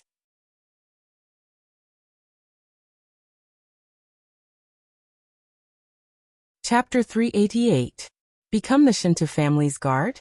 Yi Guqin was not angry at all when he heard Madame Zhao's words. Instead, he wanted to laugh. Yi Guqin was the sword master of the Saint Origin dynasty. On top of that, he was one of the 7 major forces, the sword master ranked first in the inner courtyard of the Forest of Pagodas, who in the entire Saint Origin dynasty was qualified to make Yi Guqin a guard. Even if Yi Guqin stood in front of Shinta Miao and said he wanted to be his guard, Shinta Miao would not dare. Would Shinta Miao dare to make Yi Guqin a guard? Shinta Miao had attacked Yi Guqin several times in the past. However, as Yi Guqin's cultivation increased, the gap between him and Shinta Miao's strength gradually widened. Shinta Miao would not be able to eat or sleep well if he made Yi Guqin a guard. Yi Guqin could not help but laugh when he thought of this. A breeze blew past and lifted the black veil. Madame Xiao happened to see his smile. With a faint smile on her face, she said with a faint sense of pride, "I know you are very happy. After all, not everyone has the qualifications to enter a super family like the Shinta family, much less become young Master Shintu and Wanru's bodyguard. This is my reward for your escort this time." "Madam, let's forget it." Xiao Lai sighed. He vaguely sensed that Yi Guchen's background seemed to be greater than he had guessed. Why forget it? Isn't this what this little brother is after? I am doing him a favor. Madame Xiao had a superior look on her face. Even Xiao Wanru, who was at the side, was somewhat puzzled. This was because she had seen Yi Guchen's faint smile just now. Could it be that young Master Yi really wants to join the Shinto family? Xiao Wanru could not help but feel empty when she thought of this. She was disappointed in Yi Guchen again. Are you satisfied now? Madame Xiao lifted her chin slightly and looked at Yi Guchen. Frogs in the well cannot talk about the sea, summer insects cannot talk about the ice. Yi Guchen shook his head slightly, his tone indifferent. Yi Guchen had nothing to say to a snobbish person like Madame Xiao. Big brother Xiao, let's head straight to northern Liang City. Yi Guchen said to Xiao Lai indifferently. Oh, okay. Xiao Lai naturally did not dare to neglect Yi Guchen, and hurriedly nodded his head. Kid, don't regret it. When the time comes, even if you beg me, I will not let you join the Shinto family. Madame Xiao, who had been ignored, coldly snorted with an ashen face. Yi Guchen and the others headed towards northern Liang City. Along the way, Madame Xiao tirelessly told Xiao Wanru about Yi Guchen's various faults. Things like not knowing how to be grateful, being obstinate and self-opinionated, etc. Xiao Wanru had previously wondered if Yi Guchen really had some ulterior motive for helping them like Madame Xiao had said. Wanru, let mother tell you, when we reach northern Liang City, that kid will definitely beg mother to let him join the Shinto family. Do you still have any feelings for such a person who cares so much about face? Madame Xiao had previously sensed that Xiao Wanru seemed to have some special feelings for Yi Guchen. Therefore, she tried her best to smear Yi Guchen, so that Xiao Wanru could marry Shinto Miao with peace of mind. Is that so? Xiao Wanru's beautiful eyes were confused. After that, she also sighed and recalled the slanderous words Yi Guchen had said about the sword sect. Perhaps it is really as mother said. He is a headstrong and self-opinionated person. Xiao Wanru could not help but feel a little disappointed when she thought of this. She no longer paid attention to Yi Guchen, and cut off the thoughts in her heart. Seeing this, Madame Zhao's eyes carried a trace of joy. On the other hand, Yi Guchen felt that Xiao Wanru's attitude towards him had become a little cold. However, Yi Guchen did not care. He did not have any feelings for Xiao Wanru in the first place. Now Yi Guchen was concerned about the exchange between the 7 major factions in northern Liang City. One could imagine how exciting the competition would be when the top geniuses of the 7 major factions gathered together. Yi Guchen also had a trace of anticipation. Just as Yi Guchen and the rest were rushing towards northern Liang City, the city was extremely lively. Northern Liang City was an important city in the Great Desolate Mansion. It was also the base of the Shinto family. It was a magnificent city that occupied a large area. Now there were 2 major events that were about to take place in northern Liang City. The first event was the marriage of the Shinto family's genius, Shinto Miao, and the pearl of the Gongsun family, Gongsun Xiaoya. The Gongsun family was also a superfamily in the Great Desolate Mansion. They specialized in forging weapons and had a strong foundation. This event was supposed to be a grand occasion for the entire northern Liang City.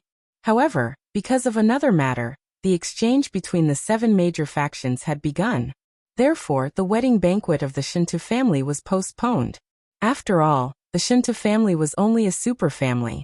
It was far from being comparable to the 7 major factions.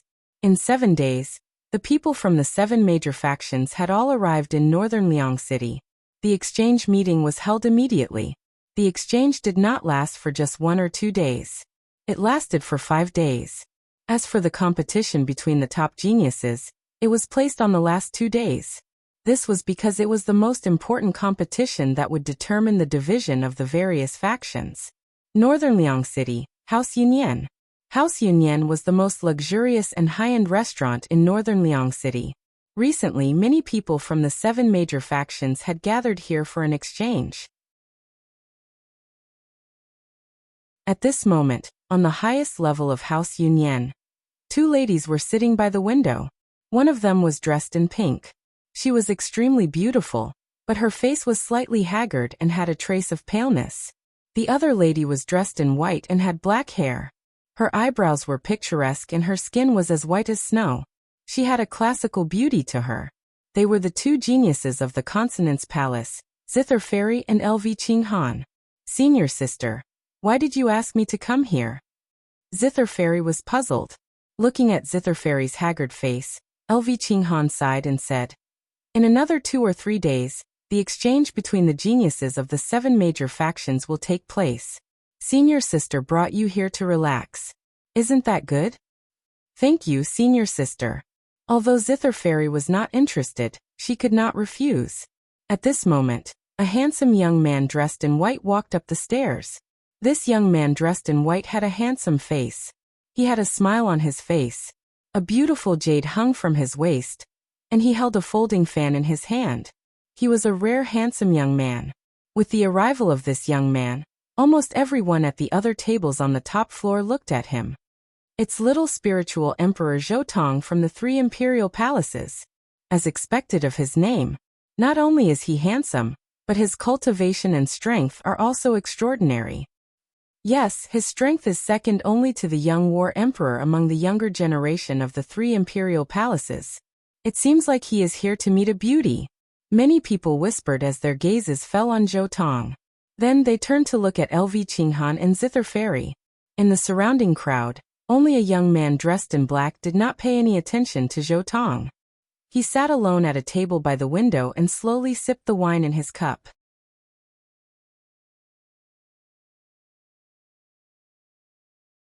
Chapter 389. When Zhou Tong arrived, he immediately saw the beauty he had been thinking about day and night. The Zither Fairy's face was beautiful and graceful. Zhou Tong had seen her once before, and it was hard for him to forget. In addition, Zither Fairy specialized in Zither Dao. She had developed an elegant temperament that was very attractive. Lu Qinghan on the side did not lose to the Zither Fairy in terms of looks and temperament. But first of all, Lu Qinghan's identity and capabilities were slightly higher than Zhou Tong's. Second of all, Lu Qinghan was the perfect partner for the Little War Emperor. Zhou Tong did not have the guts to fight with the Little War Emperor for a beauty. Luckily, other than the fact that the Zither Fairy's cultivation was slightly weaker, she did not lose to Lu Qinghan in everything else. Therefore, Zhou Tong also liked her and pursued her. Senior sister Lu Zither Fairy, how have you been? Zhou Tong's relationship with Lu Qinghan was not bad, so he called her senior sister. Zhou Tong, long time no see. Your cultivation has improved a lot. Lu Qinghan softly smiled. Sorry, senior sister. I am a bit tired and will be resting at my place. The Zither Fairy's expression was calm as she stood up to leave. Junior sister, wait. Zhou Tong kindly invited us to a gathering. It's not good for you to reject him like this. Lu Qinghan placed her hand on the Zither Fairy's shoulder and softly smiled. Junior sister, if you are tired, this show has a top-grade spirit cleansing pill here. Perhaps it can alleviate your fatigue. Zhou Tong saw the opportunity and handed over a jade bottle. Seeing Zhou Tong casually give away a top-grade treasure pill, the surrounding crowd was secretly surprised. A supreme Dan was extraordinarily valuable. Only a heaven's favorite from the 7 controlling forces could give out a Dan without frowning. Ah, Zhou Tong, it seems like you really care about my junior sister. You are giving her a supreme Dan so casually. Lu Qinghan smiled. Zhou Tong had contacted Lu Qinghan earlier and wanted her to be his matchmaker. Lu Qinghan was happy to fulfill his wish. Therefore, she did not hold back in complimenting Zhou Tong. However, the Zither Fairy's expression did not change at all. Back then, when Yi Guqin acquired the bronze cauldron, he gave her many supreme dawn. In contrast, when Zhou Tong gave out this one, it was as if he had given out a heavenly gift. This made Zither Fairy even more dispirited. Zhou Tong and Yi Guqin couldn't be compared at all. Thank you for your kindness, Mr. Zhou, but Zither Fairy does not need this item. Zither Fairy declined politely, not wanting to accept Zhou Tong's treasured pill. Junior sister, Zhou Tong has good intentions towards you. LV Qinghan said with a slight frown. Junior sister, are you embarrassed? There's no need to be polite with this Zhou. Zhou Tong still had a calm smile on his face. Helpless, the Zither Fairy waved her hand, and a large number of jade bottles were placed on the table. As the stoppers were opened, An extremely thick pill fragrance immediately filled the entire top floor of the House of Smoke. These are all supreme-grade elixirs. Some of the geniuses from the surrounding forces were stunned. Even the core disciples of the 7 major forces would not be able to possess so many supreme-grade elixirs. Junior sister, this is... LV Qinghan's jade-like face froze slightly. These were all given to me by Mr. Yi Guqin. That's why I said I don't need your elixirs. Zither Fairy's tone was calm, but when she mentioned Yi Guqin, there was a slight change in her expression. There was a slight sense of loss and sadness. Zhou Tong's face was slightly stiff. He looked at Zither Fairy's supreme-grade elixirs, and then looked at his own shabby bottle of elixirs. Even Zhou Tong felt a little embarrassed, and directly put away the elixirs without batting an eyelid. He saw that Zither Fairy's face was filled with sadness as if she was thinking of someone, but there was a hint of gloominess in his heart. It's Yi Guqin again. Zhou Tong's expression didn't change, but his heart was cold. He and Ji Yan were both the 3rd young emperor of the 3 imperial palaces, and their relationship was not bad. Ji Yan was killed by Yi Guqin in the Void Sword realm, and naturally, Zhou Tong didn't have a good impression of Yi Guqin. However, Yi Guqin's death was later announced, and Zhou Tong couldn't be jealous of a dead person, so he didn't care too much. But now, the beauty he thought of day and night was hiding another person in her heart. And it was a dead person. How could Zhou Tong accept this, and how could he not be angry? However, due to his deep thoughts and disguise, Zhou Tong did not give himself away. On the surface, he still maintained a refined and courteous appearance. Junior apprentice sister, I saw that you've been working so hard every day that you're completely worn out. That's why I set up this banquet in House Yunyan, so that you could relax. Sigh, I didn't think that I would make junior apprentice sister even more upset. Zhou Tong sighed slightly, and directly picked up a cup of wine, slightly bowed to Zither Fairy, and then drank it in one gulp. Even Zither Fairy was a little surprised by this scene. She thought that Zhou Tong would be angry and ashamed, but she didn't expect him to be so polite. Even the people around who were paying attention were secretly amazed. There's nothing to say about Zhou Tong's temperament. As one of the 3 little kings, what woman can't he get? He's actually so respectful to a woman. Yes, young Master Zhou Tong's temperament is really unmatched. Hearing the praises around him, Zhou Tong's expression was still indifferent. No one could see through his schemes and disguise. Junior sister, look, Zhou Tong is treating you so politely. Don't be so unreasonable. Seeing that Zither Fairy's attitude seemed to have softened, LV Qinghan continued to persuade her. She believed in Zhou Tong's character, and was willing to play matchmaker between Zhou Tong and Zither Fairy. Zither Fairy was helpless, and could only drink a cup of wine. Seeing this, Zhou Tong's eyes lit up, and he directly sat beside Zither Fairy. Zither Fairy directly moved her body, and moved closer to LV Qinghan. Zhou Tong didn't mind seeing this. He believed that as long as there was a slight opening, he could completely take Zither Fairy down. I actually know that junior sister's heart belongs to someone. After all, who wouldn't admire someone like the Sword Master? Zhou Tong praised. LV Qinghan was a little surprised. One had to know that Yi Guqin had killed Ji Yan, and he was also the object of Zither Fairy's affection. She didn't expect that Zhou Tong not only did not slander him, but instead praised him. But hearing Zhou Tong praise Yi Guqin, Zither Fairy's expression also eased. Zhou Tong glanced at her, and his heart became even colder, but on the surface, there was a smile. To be honest, it is my life's regret that I didn't see the Sword Master's demeanor with my own eyes. If he was still alive, I would really like to exchange pointers with him.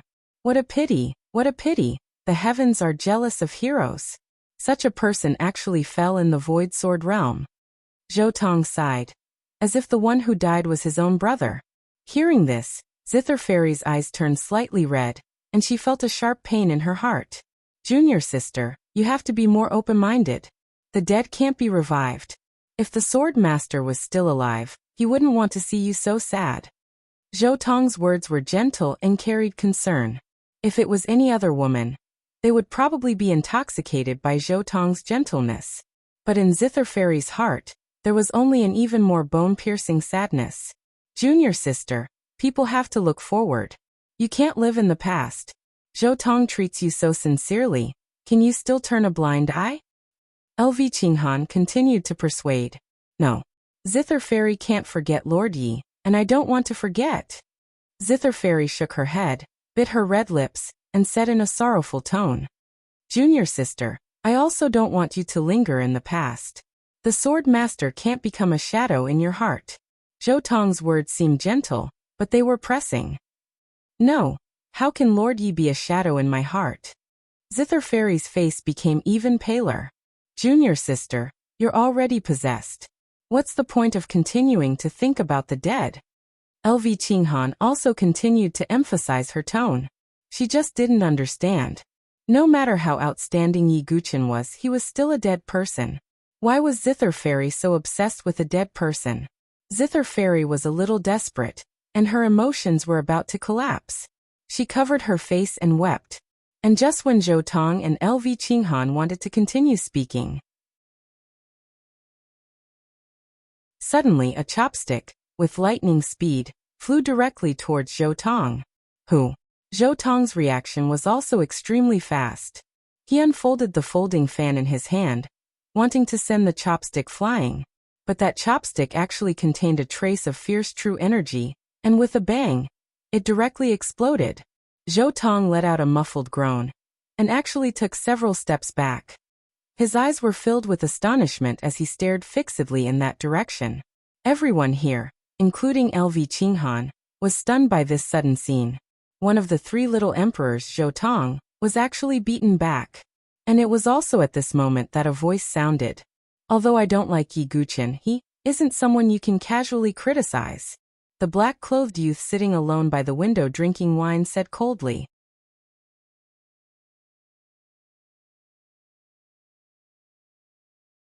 Chapter 390. Everyone's hearts were filled with shock. Zhou Tong was a disciple personally taught by a divine palace expert from the three palaces. It could be said that Zhou Tong was ranked at the top of the younger generation in the Saint Origin dynasty. He wasn't someone that anyone could provoke. But now, the black-clothed youth drinking wine by the window casually used a chopstick to push Zhou Tong back a few steps. This level of cultivation and strength caused everyone to be somewhat stunned. Zhou Tong's face turned solemn as he stared at the black-clothed youth. The youth's facial features were cold, his lips thin, and his face indifferent. May I ask which sect you're from? Zhou Tong's thoughts were deep and he didn't show any obvious anger. Instead, he greeted him with respect and cupped his fists. He looked at the black-clothed youth and searched his mind for the young heaven prides of the seven major forces. But there wasn't a single heaven pride that matched the black-clothed youth's appearance. Is this person not from the seven major forces? Zhou Tong frowned slightly. I'm just a nobody. I just can't stand you guys forcing this girl, and your casual evaluation of the Dead Sword sect. The black-clothed youth's tone was cold. Young master, we're not forcing you but stating a fact. But if you attack Zhou Tong again, Qinghan won't just stand by and watch. LV Qinghan stepped forward, her delicate body faintly emitting an oppressive aura. As a top heaven pride of the Consonant's palace, she was stronger than Zhou Tong. Senior sister, forget it. Zither Fairy said in a low voice. Senior sister, you don't have to be like this. If you're interested, why don't we have a drink together? I'll treat you, and it's naturally better if we can become friends. Zhou Tong smiled. His tone was very warm. Seeing Zhou Tong's attitude, the surrounding people secretly nodded in admiration. He was suddenly targeted, but he didn't get angry and instead invited with respect. Not everyone had this kind of magnanimity, but they didn't see the trace of haze in Zhou Tong's eyes. I'll make a conclusion after I find out your background. If you have a strong background, it's naturally best to form a good relationship with you. If you don't, then. Zhou Tong's heart was cold. Sorry, I'm not interested in making friends with hypocrites. My interest in drinking has been ruined by you. The black-clothed youth put down the cup in his hand and turned to leave. Zhou Tong's face sank slightly. LV Qinghan, on the other hand, frowned and said in a slightly cold tone. You suddenly attacked and slandered me like this. Do you want to leave at will now? After LV Qinghan finished speaking, her lotus steps flashed as she directly rushed towards the black-clothed youth. After which, her jade-like palm struck out. A powerful surge of zhenqi condensed in the center of his palm. Then it gushed out, as if it had turned into plum blossoms. It's the Consonance Palace's top-grade spirit martial art, Falling Plum Palm. There was no lack of geniuses from the 7 major forces around, and they immediately recognized LV Qinghan's move. With her Divine Soul 9 transformations cultivation, the might of a top-grade spirit-level martial art was absolutely not something that anyone could withstand. However, in the face of LV Qinghan's extreme move, the black-clothed youth's gaze remained indifferent. He only stretched out his palm and did not use any martial arts. Vigorous and violent true qi surged and collided with LV Qinghan's jade palm. Bang! His true qi burst out, and the surrounding tables were overturned. The black-clothed youth did not take a single step back, but LV Qinghan took 3 steps back. Zhou Tong's eyes suddenly narrowed, and the onlookers were also shocked. The black-clothed youth who had mysteriously appeared had actually pushed LV Qinghan back with a single palm. LV Qinghan was one of the top geniuses, and it was difficult to find a match for her in the younger generation of the Saint Origin dynasty. Who are you? LV Qinghan frowned, and ripples were set off in her heart. Are the geniuses of the Saint Origin dynasty all frogs at the bottom of a well? With such cultivation, how dare you judge others? Even if the sword master is dead, what right do you have to judge others? The black-clothed youth's tone was indifferent and cold. Even a cold and indifferent fairy like LV Qinghan could not help but reveal a trace of embarrassment when she heard this. However, they understood the meaning of the youth's words. So you're not from the Saint Origin dynasty? Zhou Tong's tone was a little solemn. If it was such a person, it would not be good for him to offend. I wonder if this young master is related to young Master Yi? Zither Fairy stepped forward. The black-clothed youth in front of her was so protective of Yi Guqin's reputation, causing Zither Fairy to reveal a trace of hope. Perhaps Yi Guqin was not dead, and was hiding somewhere. The black-clothed youth ignored Zhou Tong, and glanced at Zither Fairy, and said indifferently, "It has nothing to do with him." After the youth finished speaking, he casually threw a crystal jade as payment for the wine. True qi surged behind his back, and a pair of pitch-black eagle wings spread out. He directly flew out of the window on the top floor. Hidden gate of life and death. Seeing the youth fly out, many people in the surroundings burst out in shock. However, LV Qinghan and Zhou Tong knew that it should be some kind of secret flying technique. "Senior sister, young Master Zhou, I'll go back and rest first," Zither Fairy said in a low voice and was about to leave. After such a thing happened, Zhou Tong and LV Qinghan lost their interest. However, Zhou Tong still smiled faintly and said, "Although this gathering was disturbed by outsiders, it doesn't matter.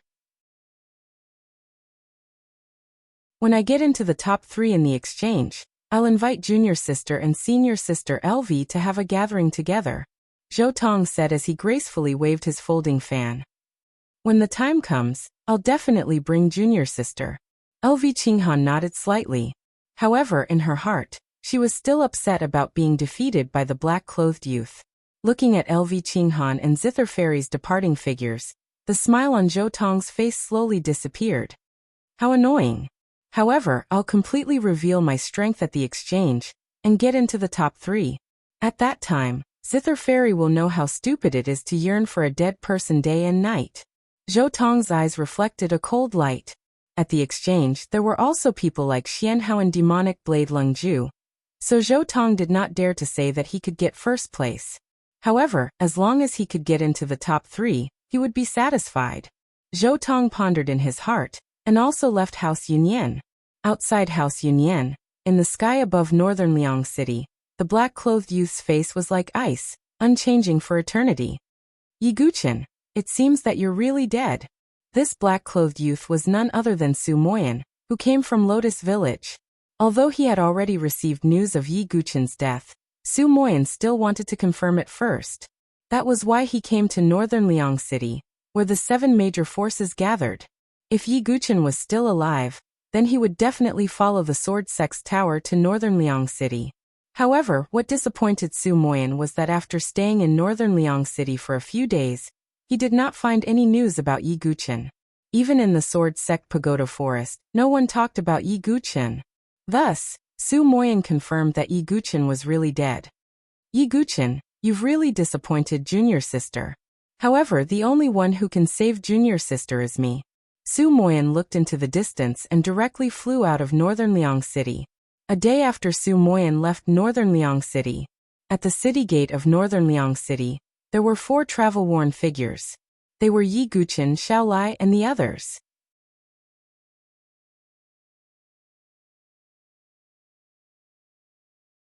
Chapter 391. After leaving the heavenly moat gorge, they traveled for another 2 days. Yi Guchen and company finally arrived at northern Liang City. Looking at the majestic city in front of her, Madame Xiao dismounted from her horse and collapsed on the ground. She was so emotional that she cried happily. We finally arrived at northern Liang City. Our bitter days are finally over. Madame Xiao cried tears of joy. Xiao Wanru and Xiao Lai were also emotional. Little brother, I can't thank you enough for saving my life. If you need anything in the future, I, Xiao Lai, am willing to do anything for you. Xiao Lai solemnly cupped his hands and thanked Yi Guchen. Wanru also thanks young master for escorting us. Xiao Wanru bowed towards Yi Guchen. Although Xiao Wanru had become much colder towards Yi Guchen due to Madame Zhao's guidance. However, she still felt grateful in her heart. It's all right, it was convenient. Yi Guchen waved his hand and did not ask for anything in return. Madame Xiao, who was standing at the side, glanced at Yi Guchen after she had calmed down. A faint smile appeared at the corner of her mouth. Young man, if you want favors, just say it. Why do you have to beat around the bush and pretend to be indifferent? To be honest, being able to introduce you to the Shen Tu family and becoming their guard is already very good. What else do you want? Madame Xiao put her hands on her hips and shook her head as she sighed. She seemed to think that Yi Guchen was rejecting her because he was greedy and wanted more. Madam, you... Xiao Lai sighed deeply and felt very helpless. Mother, since young master is not willing to join the Shen Tu family, then forget it. Xiao Wanru spoke at the right time.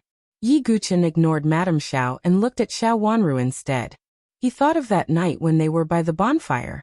The girl's eyes were filled with longing and disappointment. Marrying someone you don't like is indeed a kind of cruelty. Yi Guchen hesitated for a moment before taking out a jade scroll and handing it to Xiao Wanru. This is... Xiao Wanru's beautiful eyes were filled with doubt. If there's something you can't solve, crush the jade slip. Perhaps I can help you once. Yi Guchen's tone was indifferent. As soon as he finished speaking, Madame Xiao could not help but laugh. Brat, who do you think you are? Although your strength is not bad, my Wanru will have a noble status in the future. Why would she need your help? Madame Xiao felt that Yi Guchen's behavior was laughable. He was overestimating himself. Yi Guchen ignored Madame Xiao and just looked at Xiao Wanru indifferently. Xiao Wanru held the jade slip in her hand with a complicated expression. Looking at Xiao Wanru's absent-minded appearance, Madame Xiao frowned. He could not let Xiao Wanru meet Shen Tu Miao in this state. Wanru, quickly throw this jade slip away. Madame Xiao ordered.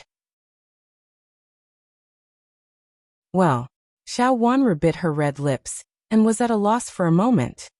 Madam, you've gone too far, Xiao Lai said with a frown. Madame Xiao actually said this in front of Yi Guchen. Wasn't this embarrassing for Yi Guchen? What do you mean? I'm thinking for Wanru. As Shen Tu Miao's wife, how can she keep another man's keepsake?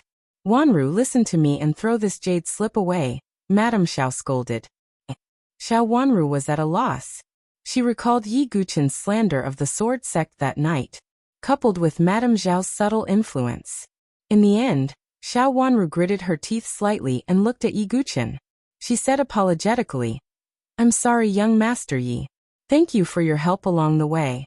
But as expected, we are not fated to be together. We are not from the same world. In the future, she would be the young madam of a great family. Although the masked youth in front of her was strong, he was still ordinary. Xiao Wanru treated the youth in front of her as a passerby in her life, and did not miss him. Yi Guchen looked deeply at Xiao Wanru and said indifferently, This is your own choice. Don't regret it. Madame Xiao saw this and immediately snatched the jade slip from Xiao Wanru's hand and threw it into the smelly ditch beside the city gate. Kid, Wanru has nothing to do with you anymore. Madame Xiao said expressionlessly. Yi Guchen did not say anything. He cupped his fist slightly at Xiao Lai and left. What's with this kid's attitude? He thinks he's someone just because he has a little bit of strength. Madame Xiao rolled her eyes at Yi Guchen and turned to Xiao Wanru with a smile. Wanru, you will definitely be grateful to me in the future for helping you make the best decision. Is that so? Xiao Wanru's beautiful eyes showed a trace of confusion. Sigh. It's fine if you're snobbish, but you actually taught your daughter to be like this.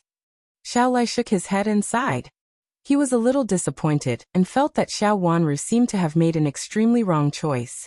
I'm letting my daughter see the truth. Let's not talk about this for now. Let's go to the Shinto family quickly. The day of meteoric success is just around the corner.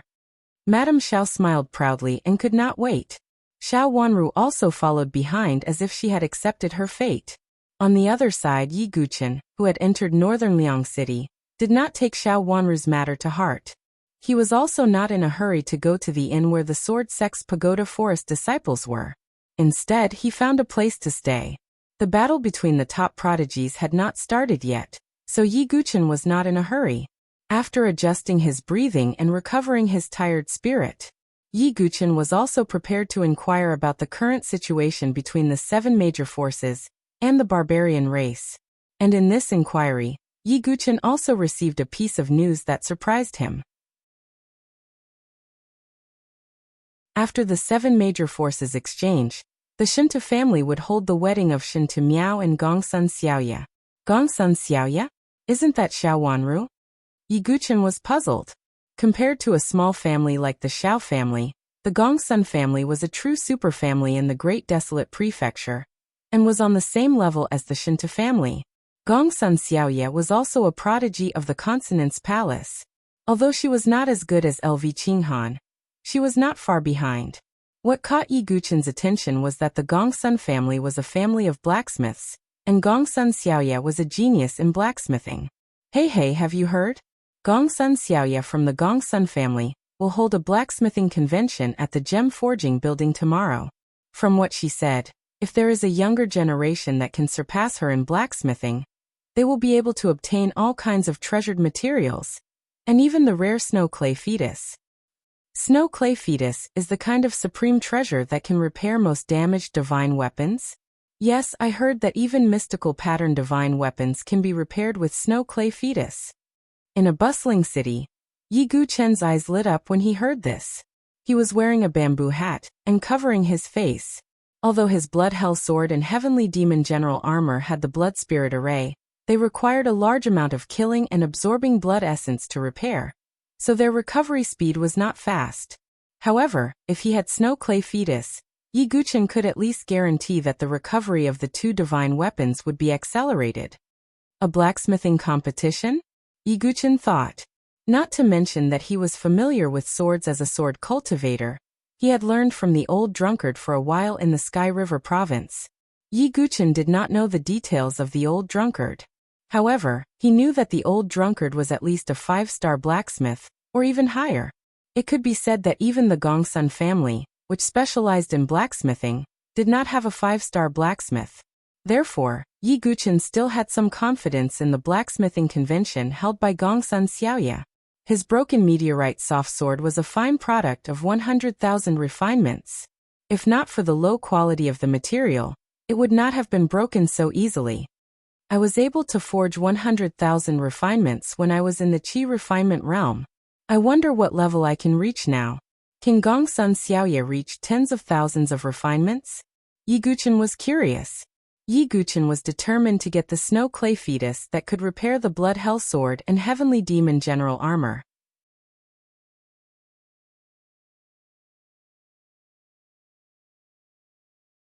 Chapter 392.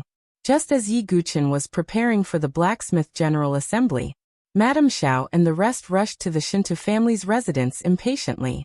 As the main residence of the Shinto family, Northern Liang City's residence was naturally magnificent. From afar, a huge residence that occupied a vast area could be seen.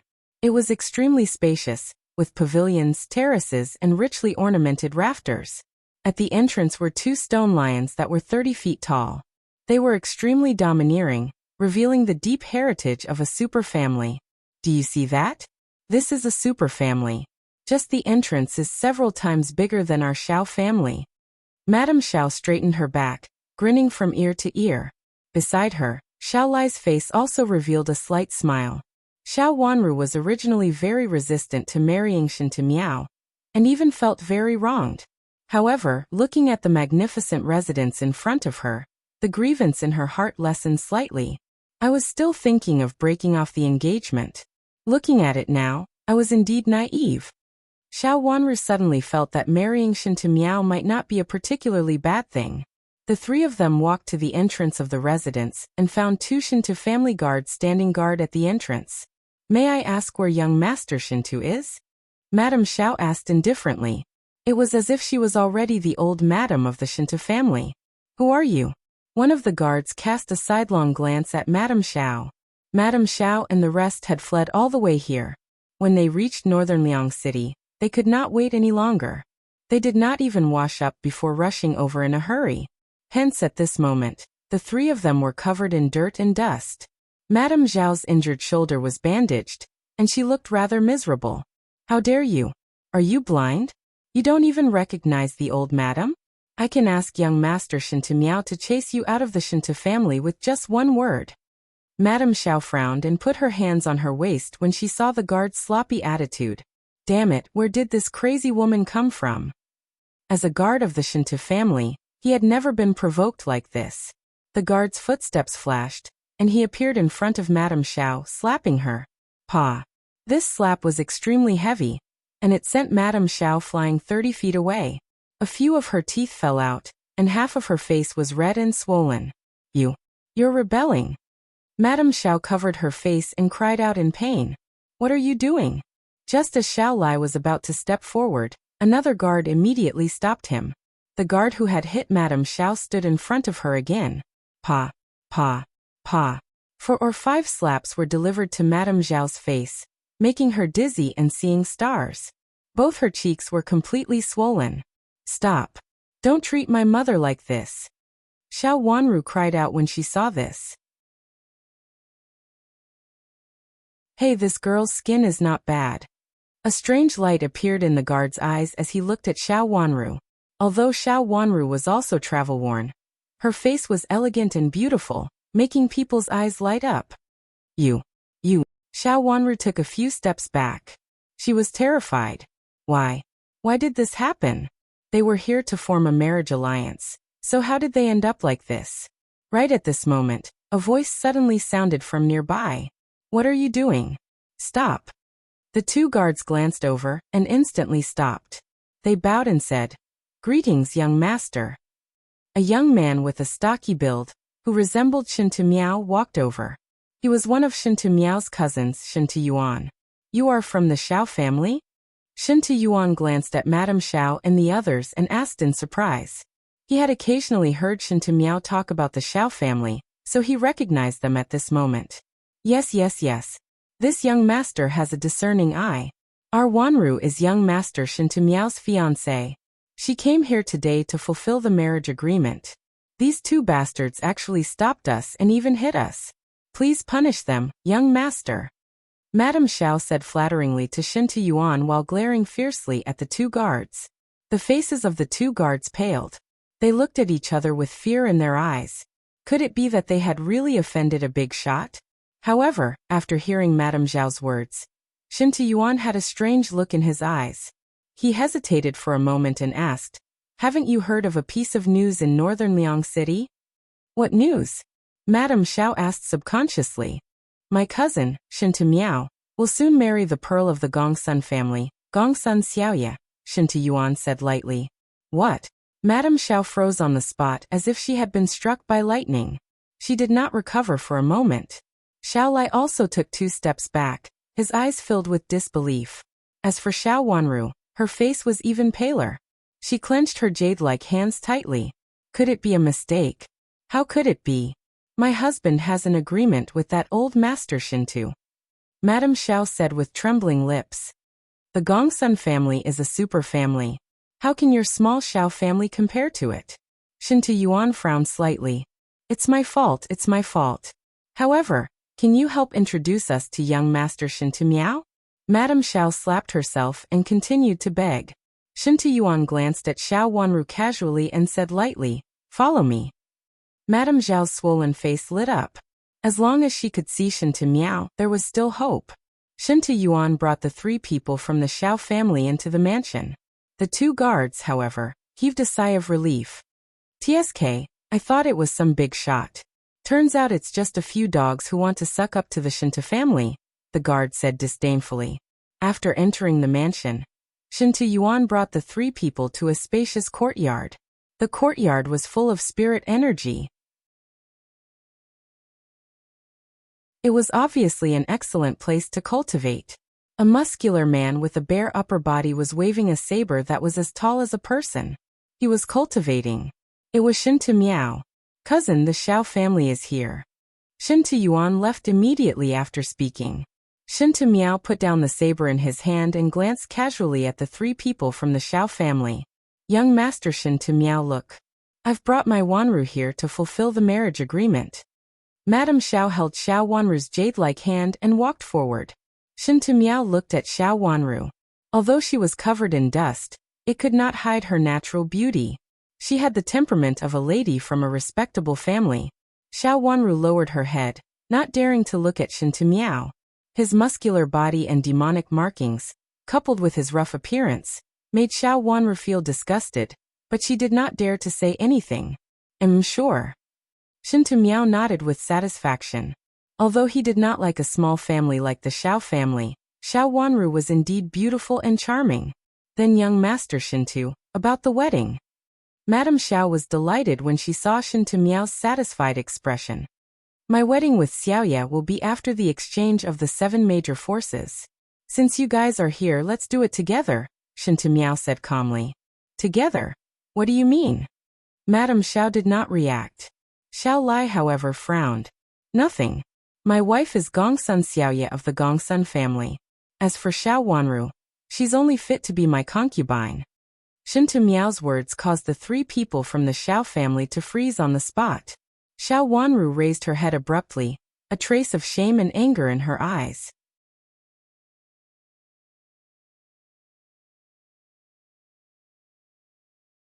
Chapter 393.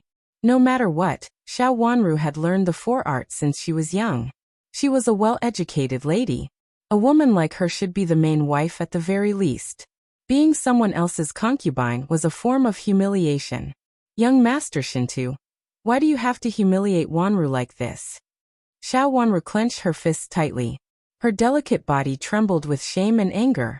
No matter how small the Xiao family was, it was still a family. Xiao Wanru was a proper lady.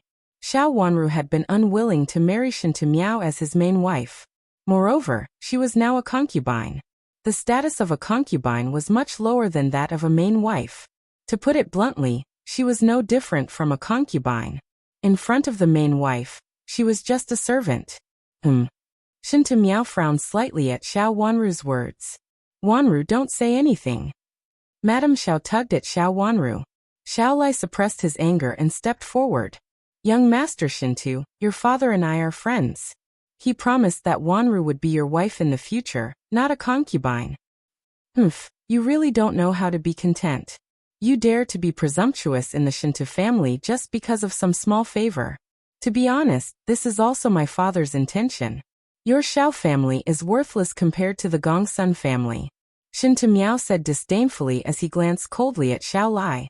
The Gongsun family was a superfamily and a family of blacksmiths. Shinta Miao and Gongsun Xiaoya's marriage was utilitarian. It would benefit both families. What about the Xiao family? A small family in Wuyan City that had almost been wiped out by the blood barbarians. Only the 3 of them were left. There was no comparison between the 2. Shinta Miao could not give up on Gongsun Xiaoya because of Xiao Wanru. With Gongsun Xiaoya's status, how could she be a concubine? Xiao Lai's chest heaved.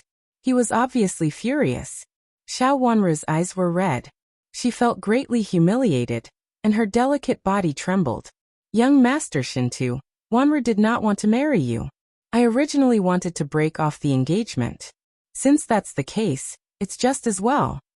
Xiao Wanru said through clenched teeth. Humph. Shin Tutong snorted coldly, clearly angry. Wanru, shut up. Pa. Madame Xiao slapped Xiao Wan's soft and jade-like face, and a bright red palm print instantly appeared on her fair face. Mother, you hit me? Xiao Wanru covered her face in a daze, unable to regain her senses for a moment. Being able to receive young Master Shintu's favor is your good fortune from your previous life. Being his concubine is already very good. Hurry up and apologize to young Master Shintu and agree to be his concubine. Madame Zhao's hands were trembling, but she still spoke. Xiao Wanru looked at Xiao Lai on the other side. Xiao Lai also lowered his head in pain. With nowhere else to go, the three of them could only rely on the Shintu family. There was no other way. Xiao Wanru forcefully endured the humiliation in her heart. She suddenly recalled the jade slip that Yi Guqin had given her. Unfortunately, it had already been thrown away. If I had made the other choice. Xiao Wanru lowered her head in pain. Even if he made the other choice, that young master Yi should still be unable to compare to the Shintu family. Thinking of this, Xiao Wanru gritted her teeth. Her lips were covered in blood as she said, Wanru was wrong. I'm willing to serve young Master Shintu and become his concubine. She said each word with great difficulty. Shintu Miao glanced at Xiao Wanru and nodded lightly. Then that's it. Oh right, Xiaoye will be holding a blacksmith convention tomorrow. You can go and observe. You can also build a good relationship with her. After Shintu Miao finished speaking, he sent them away. The three people from the Xiao family left the Shintu family mansion in an extremely sorry state. Wanru, let's find an inn to wash up and dress up. Tomorrow, we'll go see that Miss Gongsun. We must remember to please her so that we can live comfortably, Madame Xiao said patiently. However, what welcomed her was Xiao Wanru's remorseful and cold gaze. Mother, Wanru really regrets listening to you. Xiao Wanru covered her red face with a trace of extremely faint hatred. You little girl. How can you say that? Mother is doing this for your own good. How can that unknown boy compare to young Master Shintu? It's already good enough that he can become a concubine. Madame Xiao immediately screamed. All of you shut up. Xiao Lai's tone was extremely tired. After that, the three of them found an inn to freshen up and prepare. A day passed. The next day, Gongsun Xiaoye's blacksmith convention officially began. Although this was not a particularly important event, and could not attract the top prodigies and some big shots, Gongsun Xiaoye was still a Gongsun Xiaoye after all. However, Gongsun Xiaoye was still a proud daughter of a super family and a disciple of the Rhino Divine Palace.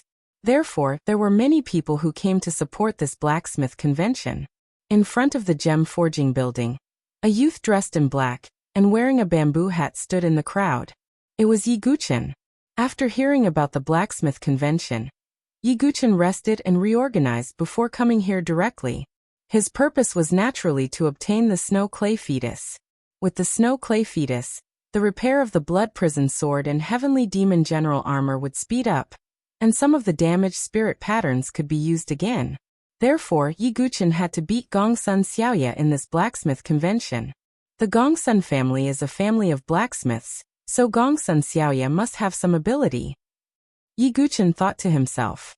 Gongsun Xiaoye's ability might not be much among the prodigies, but in terms of blacksmithing, some of the top prodigies were far inferior to her.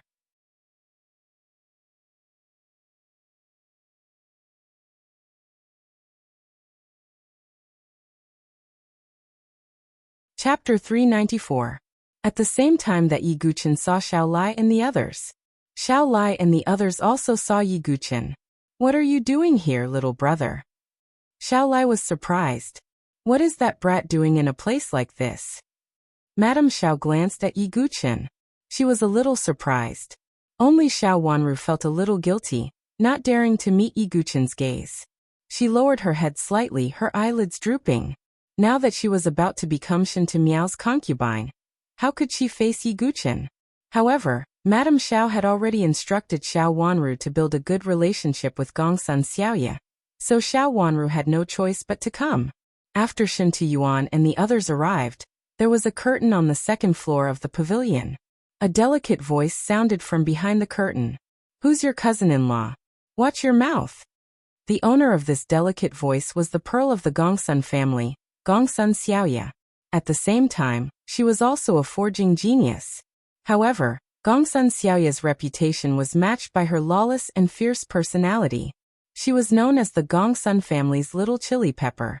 Therefore, no one was surprised that Gongsun Xiaoya spoke so rudely. Shen Tuyuan did not mind. He laughed and said, "Although Miss Gongsun is not now, you will be soon." "Humph, the person I like is a forging genius. That Shen Tumiao is an idiot in this aspect. If father did not force me, who would want to marry that rough man?" Gongsun Xiaoya's arrogant voice sounded from behind the curtain. Everyone in the pavilion was a little embarrassed when they heard that. Only Gongsun Xiaoya dared to casually call Shen Tumiao an idiot. However, this caused Xiao Wanru's mood to become even more bitter. With Gongsun Xiaoya's status, she could despise and even insult Shen Tumiao. On the other hand, she was only fit to be a concubine, and could not complain at all. The disparity was too great. Shen Tuyuan smiled and shook his head. He knew Gongsun Xiaoya's personality, so he did not care. "I'm just here to participate in the blacksmith convention. Miss Gongsun, you won't be so rude, right?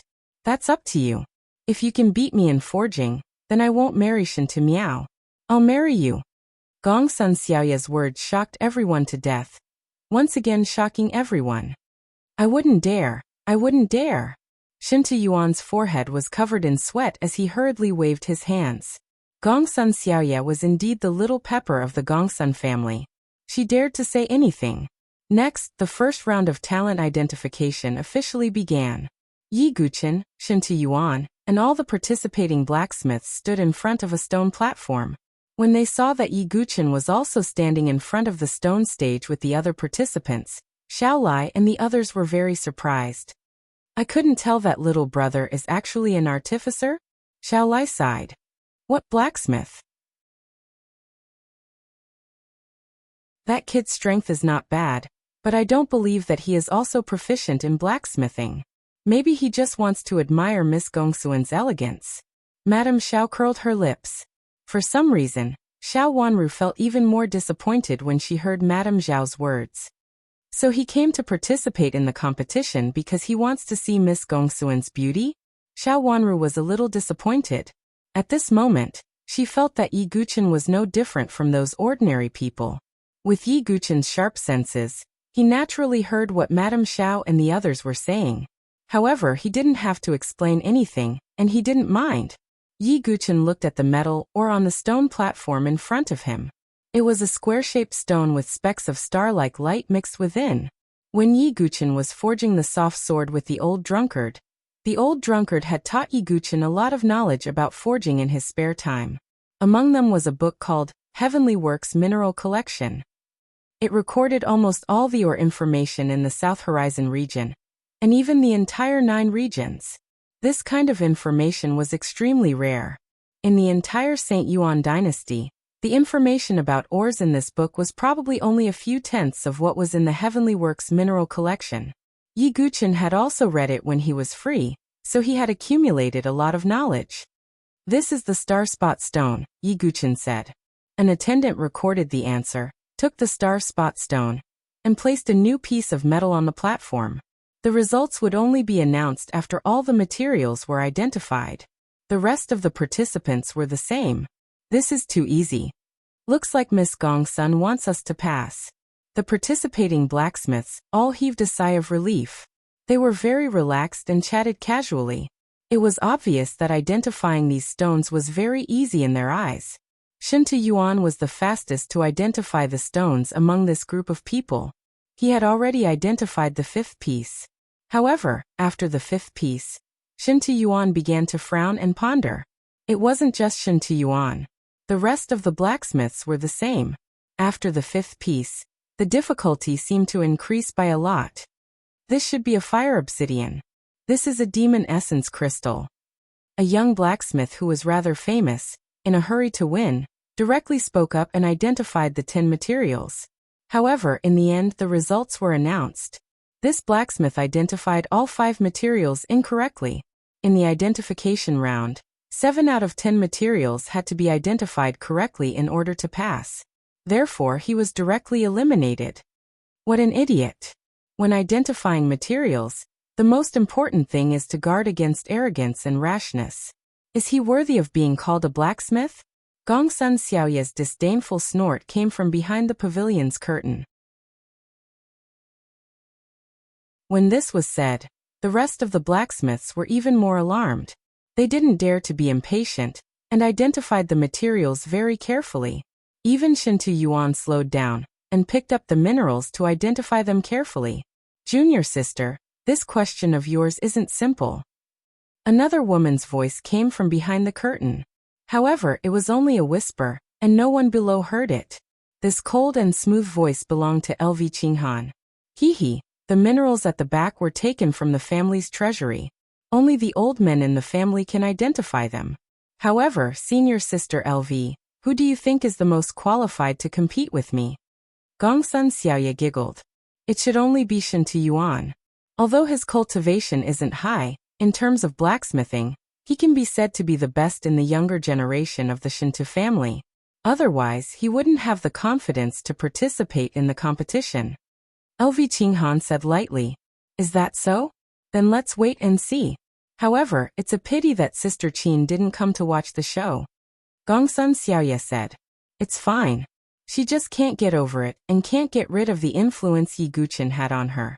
She will figure it out in the future. LV Qinghan said. I also want to see that swordmaster. It's a pity. Gong Sun Xiaoya said regretfully. At this moment, there was a sudden commotion from the crowd below. What's going on? Gong Sun Xiaoya and LV Qinghan both looked over. Hasn't this kid learned a lesson from the mistakes of others? He probably wants to finish quickly and get first place to attract Miss Gongsuan's attention. Ridiculous. The materials at the back are so difficult to identify, but he can still identify them so quickly. He's probably just guessing. There were many blacksmiths whispering around. It turned out that it was because Yi Guqin maintained the same speed as before, while the others were still identifying the 5th and 6th pieces.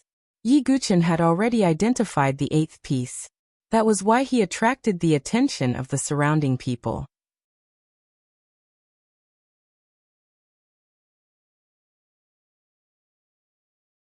Chapter 395. That young blacksmith from before had wanted to attract Gong Sun Xiaoya's attention. He was in a hurry to get first place, so he was eliminated. Hence, the other blacksmiths did not dare to be careless, and identified them very carefully. Even a talented forging genius like Shintu Yuan had only managed to identify the 7th piece. Hence, Yi Guqin's performance was very outstanding. Shintu Yuan frowned and said, The path of blacksmithing requires a calm heart.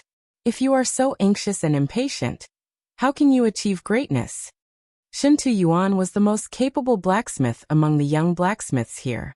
Hence, when he spoke, many people agreed with him. Yi Guqin frowned slightly. From Shintu Yuan's tone, it sounded like the older generation reprimanding the younger generation. However, it was indeed not too difficult for Yi Guqin to identify these materials. He did not need to spend so much time. These materials that were difficult for ordinary blacksmiths to identify were all recorded in the Heavenly Works mineral collection. As long as he recalled and compared them, he would be able to identify them. Hence, Yi Guqin had maintained such a speed. However, why did it become impatient in Shintu Yuan's eyes? Seeing that Yi Guqin did not listen to him, Shintu Yuan shook his head and said, Rotten wood cannot be carved. Such advice is useless. You are destined to not go far on the path of blacksmithing. What does my business have to do with you? Yi Guqin frowned slightly. Even a clay figurine would have some anger. Furthermore, Shintu Yuan did not know Yi Guqin's ability. His casual words were annoying. Young Master Shintu, please don't mind him. That kid is such a person. Previously, he had escorted us all the way to northern Liang City. He was arrogant and thought that he was great. At this moment, Lady Xiao stood out and sneered with her hands on her hips. Lady Xiao spared no effort to please the people of the Shintu family. Oh, there's such a thing? Shintu Yuan was surprised. That's right. This kid's life is cheap, but his heart is higher than the sky. I kindly introduced him to become a guard of the Shintu family, but he ignored me. Lady Xiao snorted. No wonder he has such a personality. Shin Yuan shook his head. Madame Zhao's voice was very loud, and almost everyone in the gem forging building heard it. What? This kid is just a guard? A guard dares to compete with us blacksmiths on the same stage. Some of the blacksmiths were shocked, and then they felt insulted. They heard from Madame Zhao that Yi Guqin had escorted them all the way, so they immediately treated Yi Guqin as a guard. Madam, just shut up. Xiao Lai shouted. Even he couldn't bear to watch any longer. Xiao Wanru also sighed. Madame Zhao's words in public undoubtedly put Yi Guqin on the spot. Interesting, very interesting. Behind the curtain, Gongsun Xiaoya also clapped and laughed. The situation was getting more and more interesting. However, Yi Guqin ignored the discussions around him and the strange gazes directed at him. He had already identified the last material. If there's actually a precious material like meteorite sand? Yi Guqin was slightly surprised. A precious material like meteorite sand could be used to forge a high-grade mystical weapon. In the Saint Origin dynasty, such a material was almost extinct. Probably not many people would be able to recognize it. However, Yi Guqin recognized it. He directly called the attendant beside him and gave him the answer. This kid has already identified it. So fast. I'm afraid he didn't guess it blindly. I have never seen his last material before. Seeing that Yi Guqin had finished identifying it, there was an uproar again. Just wait to be kicked out. Shin Yuan snorted coldly. He had already identified the 9th piece. On the other side, the attendant took out a list and compared it. He frowned and then said, 10 pieces of material, all wrong. What? All wrong? Did I hear wrongly? All wrong. This kid is really just a guard. He only did this to attract Miss Gongsuan's attention. When the attendant reported the result, the entire gem forging building was in an uproar. No matter how bad the blacksmiths who had been eliminated were, they could at least identify 4 or 5 ores. However, Yi Guqin was completely wrong. Madame Zhao was grinning from ear to ear and spared no effort in mocking him. The corner of Shin Yuan's mouth curled into a sneer as he shook his head. This result was within his expectations. However, Yi Guqin, who was under the bamboo hat and veil, frowned slightly. All wrong? How could it be? Maybe something went wrong, Yi Guqin said indifferently. You don't even want to admit your own failure. How sad. I, Shin Yuan, really don't want to compete with someone like you. Shin Yuan snorted coldly. The other contestants also jeered and looked down on Yi Guqin. I didn't expect Yi Guqin to be such a person. Xiao Wanru saw everything. She was suddenly very disappointed in Yi Guqin. To think that she still regretted her decision, and wondered if she should find the jade slip. Now, it seemed that Madame Zhao's decision was right. What sense of responsibility did a person who was unwilling to accept his own failure and mistakes have? Someone send the guest out. At this moment, Gongsun Xiaoya's voice came from behind the curtain. There was a hint of anger. Obviously, this little chilly thought that she had been played and was angry. She actually let random people in to compete. TSK, you went for wool and came home shorn. This time, you even angered Miss Gongsun. Serves you right. Many people around rolled their eyes and gloated. I can leave on my own, Yi Guqin said coldly. Although he did not know what misunderstanding there was, since it was already like this, Yi Guqin would not stay here. Although he wanted the snow clay fetus, he could not give up his dignity. And just at this moment, Shin Yuan's 10 materials had been identified. The attendant in charge of Yi Guqin went forward and took out a list to compare. Suddenly his face turned pale. Shin Yuan straightened his back and looked very confident. Obviously he was very confident. However, the attendant had a strange look and said, Shin Yuan, all 10 materials are wrong. The smile on Shin Yuan's face had just spread, but it suddenly froze. Madame Zhao and the rest, who had originally wanted to flatter and cheer, were also extremely shocked. How can it be? How can young Master Shin identify all the materials incorrectly? There must be a problem. Madame Zhao was the first to stand up and speak out. That's right. How can young Master Shin be all wrong? Another person echoed. Shin Tae-yuan's face was also a little gloomy. Even he himself did not believe that he was wrong. Previously, when Yi Guchen identified all the materials incorrectly, no one questioned. They all thought that it was natural. However, when Shin Tae-yuan identified all the materials incorrectly, everyone thought that there must be some misunderstanding. At this moment, even Gongsun Xiaoya knew that there must be a problem. At this moment, the attendant who had announced the results took out a list to compare again. His body suddenly trembled, and he said shakily, "Everyone, I'm really sorry. I took out the wrong list." "No wonder. I see." Everyone heaved a sigh of relief. Shin Tae-yuan's expression also relaxed, and a faint smile appeared at the corner of his mouth. Shin Tae-yuan identified 10 materials, 8 correct, the attendant said loudly. He actually got 8 correct. Shin Tae-yuan is indeed a forging genius. The surrounding people flattered him. The smile on Shin Tae-yuan's face also gradually widened. With this result, he should be able to be ranked first. Madame Xiao spared no effort in flattering him, wantonly praising Shin Tae-yuan's amazing forging talent. However, after that, the attendant's eyes had a trace of suspicion. He opened his mouth again and said in a slightly strange tone, "I have mixed up Shin Tae-yuan's list with that person's. That young man called Chun." The attendant's tone was slightly bitter, and he continued, "Identified 10 materials, correct 10. When this was said, the noisy tower of jewels fell into a dead silence.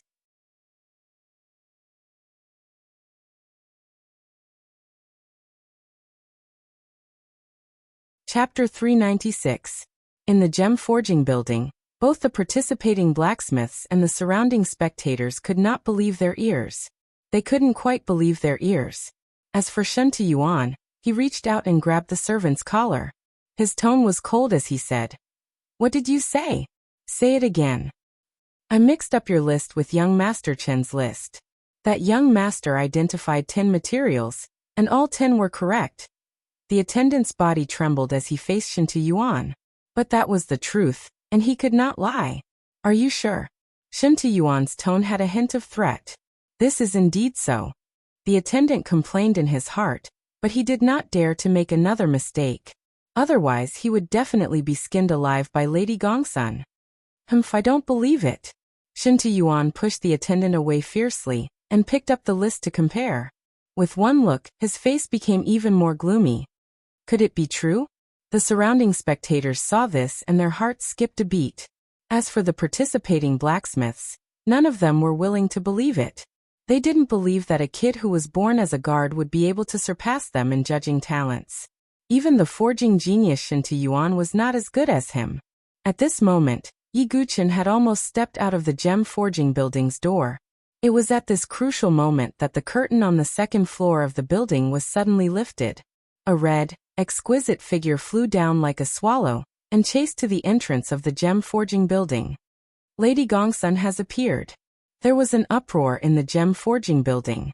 Yi Guchen was about to step out of the door when a red figure landed in front of him, and blocked his path. The person who appeared in front of Yi Guchen was a 15 or 16-year-old girl in red makeup. The girl was petite, with starry eyes, a fine nose, and an almond-shaped face. Her jet-black hair was tied into 2 pigtails. Coupled with the curve of her mouth, she was obviously a pampered and unruly person. From head to toe, if there was a flaw, it would be the flat expanse of land in front of her chest. "Hey, you're called Chun, right? You're not allowed to leave," the girl in red said directly with her hands on her waist. Chun was Yi Guchen's pseudonym when he registered. He recognized at a glance that the young lady in front of him was the pearl of the Gongsun family, Gongsun Xiaoya, who was rumored to be married to Shin Tae-miao. It was just that Yi Guchen found it hard to imagine the contrast between Shin Tae-miao's muscular and boorish figure, and Gongsun Xiaoya's petite figure. "I think you were the one who said to send the guests off." Yi Guchen's tone was still indifferent. That's because that idiot misread the list and misled me. Since you can identify all 10 materials, you should have some skill." Gongsun Xiaoya's beautiful eyes revealed excitement, as if she had met a rare opponent. Seeing Gongsun Xiaoya pestering him, Yi Guchen pondered for a moment and said, "If you want me to stay, I can." But after I defeat you, I want enough snow clay embryos. Gong Sun Xiaoya patted her flat chest and said, The competition hasn't even started, and you're already saying that you can defeat me. I'm really interested in this guy who hides his head but only shows his tail. Although snow clay embryos are precious, my Gongsun family has a lot of them. I promise you. Yi Guchen nodded slightly and returned to the Tower of Jewels with Gongsun Xiaoya. Inside the tower, when everyone saw Gongsun Xiaoya and Yi Guchen return together, their eyes were filled with shock. This person was actually invited back by Miss Gongsun personally. He really has a lot of face. I don't believe that he can really identify all 10 materials. There were still some blacksmiths who had doubts. They couldn't accept that this guy who wore a bamboo hat and didn't even dare to show his face could beat them in blacksmithing. Miss Gongsun, could this be a mistake? Although this guy's cultivation is not bad, he doesn't have any talent in blacksmithing. At this moment, Madame Xiao stepped forward. She didn't want to see Yi Guchen receiving special treatment from Gongsun Xiaoya. One had to know that Gongsun Xiaoya was Shinta Miao's official wife. You mean that I made a mistake in my judgment? Gongsun Xiaoya looked at Madame Xiao with a hint of playfulness in her tone. Perhaps there was a mistake, Madame Xiao said thoughtfully. In the next moment, Gongsun Xiaoya's figure suddenly turned into a red shadow and swept in front of Madame Xiao, slapping her. Poor Madame Xiao. She had just been slapped by the Shinta family's guard, and had yet to recover. Now, she was slapped again by Gongsun Xiaoya. Her cheeks swelled even higher, and her lips were cracked and bleeding. Mother! Xiao Wanru held Madame Xiao and bit her jade lips tightly. Their family had no status in front of Gongsun Xiaoya at all. How dare an old woman like you question my matters? Gongsun Xiaoya was originally a little pepper, and her personality was extremely fierce. Miss Gongsun, we're on the same side as you. My daughter, Wanru, is young Master Shinta Miao's concubine, and also your future sister. Madame Xiao covered her face and cried out. Concubine? Yi Guchen heard, and was slightly surprised. His gaze under the bamboo hat involuntarily looked at Xiao Wanru. The difference in status between a wife and a concubine was like heaven and earth. As if she felt Yi Guchen's gaze, Xiao Wanru's jade face was bashful, and she lowered her head, feeling a little ashamed. What concubine? You want me to be that idiot's wife? I'm not even willing. Do you think you'll be proud of being a concubine? What a wretch! Gongsun Xiaoya's words were merciless. Her words made Xiao Wanru's cheeks burn as if they were on fire. Her face and ears were red, and she was extremely ashamed. Madame Zhao's face also alternated between green and white. Many gazes from the surroundings were strange and mocking. What a disgrace! Xiao Lai sighed deeply. He was almost angered to death by Madame Xiao. Wasn't it good to just watch quietly? Why did she have to interrupt? Now Madame Xiao was like a pig looking into a mirror. She was in an awkward situation. Young Master Shin Tiyuan, say something. Madame Xiao looked at Shin Tiyuan for help. Shin Tiyuan snorted coldly and completely ignored Madame Xiao. However, he was indeed not convinced by Yi Guchen. Miss Gongsun, I don't believe that this kid can identify all 10 materials correctly. Let's not talk about the others. Just the last material alone. I'm afraid that not a single blacksmith here can identify it. However, how can this kid determine that this or is called meteorite sand? Shin Tiyuan questioned, having looked at the list earlier.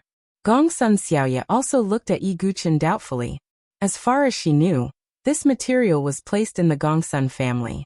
Only those old men had found some clues after flipping through the ancient records. Their initial judgment was that it was meteorite sand. Although the person in front of her was wearing a bamboo hat, she could also determine that he was a youth. Was it possible for a youth to have more experience in identifying materials than the blacksmiths in the Gongsun family? Hearing this, Yi Guchen's expression was indifferent as he spoke. Meteorite sand is a fragment of a fallen star that falls into the sea and accumulates at the bottom of the sea for more than 100 years. It is nourished by the fertile soil at the bottom of the sea. The surface is black, and the interior is silvery white. It contains the power of the stars, and is a precious material for blacksmithing. If you still don't believe me, You can let a martial artist who cultivates a star technique hold meteorite sand and cultivate. It will be twice the result with half the effort. Yi Guqin's tone was indifferent and calm. Compared to him, it was Shin Tuyuan who was more like an inexperienced junior, extremely arrogant and impatient. Men test it. Gongsun Xiaoye waved her hand. She was also very curious. After that, they found a martial artist who cultivated a star technique. After testing it, the martial artist's face was filled with surprise. It is indeed effective. At this point, the truth was revealed. Everyone knew that this precious material was, without a doubt, the falling star sand. This made Shin Tuyuan's expression extremely ugly. It was as if someone had slapped him loudly in the face. As for Gongsun Xiaoye, her bright eyes stared unblinkingly at Yi Guqin. It was as if she was looking at an undiscovered treasure. Yi Guqin's performance in identifying materials was indeed amazing. What are you so proud of? There is still the next round of material selection. Shen Tuyuan's face was gloomy. He was unwilling to accept this result.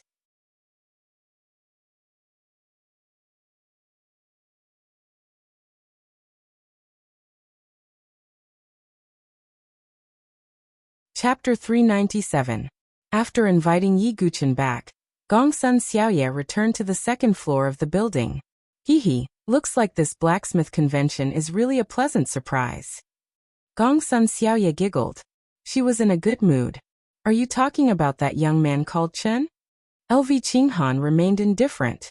She had no interest in blacksmithing, so she did not care if that young man called Chen was a blacksmith genius. That brat really exceeded my expectations. You have to know that the last few materials can only be identified by those old men in the family. Even Shin Tuyuan was wrong about 2 of them. He really makes me look forward to it. Gongsun Xiaoye's eyes shone brightly as she clenched her small fists. Identifying materials is not the only way to blacksmith. Junior sister, let's continue watching. LV Qinghan shook her head and smiled. She felt that Gongsun Xiaoye was too rash. This was only the first round. It was too presumptuous to judge that the young man had a rare talent in blacksmithing. In the gem forging building, the second round of material selection had officially begun. Some attendants moved the stone tables away and replaced them with a huge stone table. On the stone table, there were many metal ores. Some were dazzling, some were golden, and some were dark. It was a dazzling array. The old man in charge of the convention took a step forward and said, "The second round of material selection begins now. Every blacksmith can choose 3 ores from the stone table in front of you. You will be ranked according to the rarity of the 3 ores. Only the top 10 blacksmiths are qualified to compete with Miss Gongsun. At the same time, the 3 ores that you choose will be the main material for your blacksmithing. Therefore, you need to consider not only the rarity of the materials, but also the degree of compatibility between them." After the old man finished speaking, all the blacksmiths frowned and looked serious. The difficulty of the second round was obviously much higher than the first round. Not only did one have to have a pair of eyes to choose the rarer materials, one also had to consider the compatibility between the materials. Some rare materials would not only not increase in strength when stacked together, but their attributes would also clash. The weapon forged would be no different from scrap metal. Therefore, this stage tested a blacksmith's foundation even more. Amongst those materials, I have put in quite a number of treasured materials. I wonder if that kid named Chen will be able to identify them? The person that Gongsun Xiaoye was most concerned about right now was Yi Guqin. Next was Shin Tuyuan. Soon, all of the participating blacksmiths surrounded the stone platform and began to choose their materials. Shin Tuyuan's gaze swept across the entire stone platform, his face full of confidence. With a single glance, there were no less than 10 types of rare materials that caught his eye. On the other hand, Yi Guqin glanced at the stone platform indifferently. His eyes flickered as if he was thinking about something. Some blacksmiths had already stepped forward to choose their materials. Shin Tuyuan also stepped forward, and the first thing he did was to select a seemingly unremarkable jet black material. Why did young Master Shin to choose such an inconspicuous material? The surrounding blacksmiths cast sidelong glances in surprise. On the second floor, Gong Sun Xiaoya's eyes lit up when she saw this. She said, "This kid from the Shinta clan is quite capable. This Shinta Yuan is indeed the most talented blacksmith here apart from you, junior sister." LV Qinghan also secretly nodded when she saw this. "May I ask what this material is, young Master Shintu?" a blacksmith asked. Since Shinta Yuan had obtained this material, it naturally belonged to him. Therefore he was not stingy. With a hint of pride he said, "This material is only recorded in the Shinta clan's records. It is normal that you do not know about it. This material is called tungsten steel rock. Although it looks unremarkable, it is a rare treasure material." "So this is tungsten steel rock. I am really blind.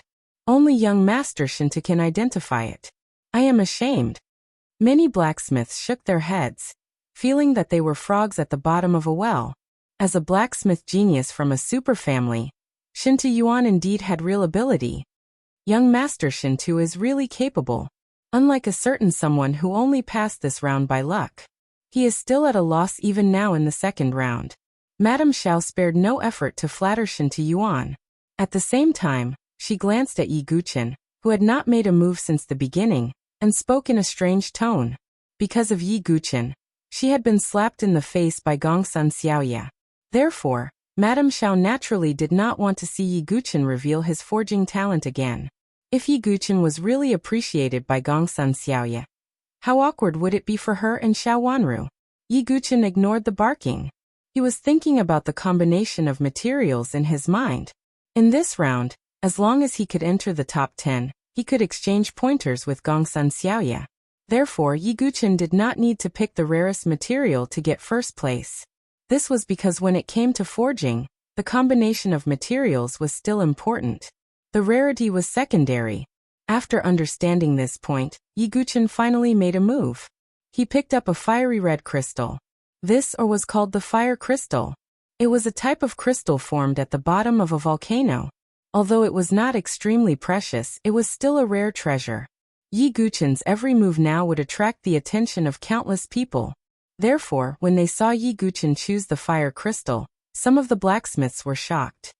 This young man actually chose the fire crystal. Although the fire crystal is rare, it is definitely not the rarest material here. Did he make a mistake? He performed so amazingly in the first round. I thought he would pick some rare material. I know of such materials too. Immediately, many of the blacksmiths started to discuss. Seeing this, Shinta Yuan's eyes were filled with disdain. He sneered. Maybe you saw the fire crystal's beautiful appearance and thought it was precious. Ha, how shallow. Shinta Yuan's heart was completely at ease. In the beginning, he really couldn't figure out Yi Guqin. After all, it wasn't easy for anyone to identify all 10 materials correctly. However, Yi Guqin's move made Shinta Yuan feel completely at ease. He was just a kid who got lucky. Gong Sun Xiaoya, who was on the second floor of the loft, saw Yi Guqin's choice. Her face fell, and she said with a hint of disappointment, "Why did he choose the fire crystal? Although it is also precious, it is not the most precious material." Gong Sun Xiaoya sighed. She thought she had picked up a treasure, and that there would be a real opponent who could compete with her. However, the greater the hope, the greater the disappointment. Junior sister, I have already warned you. Don't judge a person too arbitrarily. Many people are superficial and have no inner qualities. LV Qinghan shook her head slightly. She did not know much about blacksmithing, so she did not think that Yi Guqin's previous performance was amazing. Sigh, let's see what he chooses next. Gong Sun Xiaoya frowned. However, Yi Guqin's second choice caused an uproar. This kid is messing around. Even Gong Sun Xiaoya's eyebrows were raised, and she was angry again.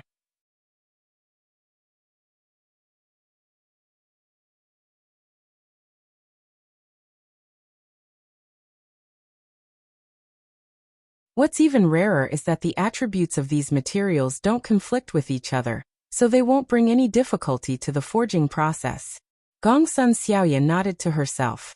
On the other side, Yi Guqin had finally finished selecting the last piece of material. That's cloud essence? The disappointment in Gong Sun Xiaoya's eyes deepened. The rarity of cloud marrow was considered average, and it was a non-elemental material with almost no special characteristics. Yiguchen's choice was really mediocre. Forget it. Why was I so stupid to personally invite him back? Now it's me who's losing face. Gongsun Xiaoya was fuming. The more she looked at Yiguchen, the more she disliked him. After the selection of materials, it was time for the judging. Young Master Shintu is really amazing. All 3 materials are top-notch. Even the old man who was hosting the competition couldn't help but praise. He checked them one by one. When it was Yiguchen's turn, the old man sighed. The rarity is acceptable, but... The old man didn't finish his sentence, but everyone knew what he meant. The final result was out. Coincidentally, Yiguchen was ranked 10th, and could enter the final stage of forging. Haha, congratulations. You're indeed someone that Miss Gongsun personally invited. You're really capable. I'm looking forward to your performance in forging. Shintu Yuan laughed. He was in an extremely good mood. He wasn't congratulating Yiguchen, but mocking Gongsun Xiaoya at the same time. Shintu Yuan, if you say another word, I'll kick you out. Gongsun Xiaoya stood up. Her flat chest heaved up and down. She was extremely depressed. Haha, let's not talk about it anymore. I'll wait for his performance. Shintu Yuan laughed. Gongsun Xiaoya looked at Yiguchen with some resentment. Obviously, Yiguchen, who she personally invited back, made her lose face. Yiguchen, who was under the bamboo hat and black veil, was indifferent from beginning to end. He didn't care about the eyes of the outside world. He was thinking in his heart. According to the Heavenly Works mineral collection, although the fire crystal and the 100-year chilling heart jade have conflicting attributes, if they're combined with the cloud essence, they'll form a more advanced material, the ice fire mystic heart essence. The value of a piece of ice fire mystic heart essence is probably equal to half of the treasures on the stone platform. However, to combine it into the ice fire mystic heart essence, not only does the temperature have to be controlled, but also the number of times it needs to be forged. In addition, it needs to be melted with a strange flame of the same origin as ice and fire to prevent it from conflicting. It's because of such harsh conditions that the method of fusion is almost lost. Only the Heavenly Works mineral collection that the old drunkard gave me has a brief record. Yiguchen sorted out his thoughts in his heart. He saw Yiguchen standing there motionlessly, as if he was stunned. Gongsun Xiaoya gritted her teeth, unable to vent her anger. Let's start forging. Gongsun Xiaoya snorted and said angrily. She was obviously not in a good mood. Oh, this kid is going to be unlucky. He actually made the little pepper of the Gongsun family unhappy. Some of the blacksmiths around cast pitiful gazes at Yiguchen. After the material selection round, only 10 people, including Shintu Yuan and Yiguchen, passed the round. Shintu Yuan was first and Yiguchen was last. As for the forging round, it was not in the gem forging building, but in the forging room behind it. Gongsun Xiaoya and the top 10 blacksmiths went to the forging room together. Let's go and see how that kid embarrasses himself. Madame Xiao rubbed her swollen cheeks with a trace of resentment in her eyes. She could not wait to see Yiguchen make a fool of himself. Behind the gem forging building, 11 forging rooms had already been arranged. These 11 forging rooms were built according to the requirements of the blacksmith conference.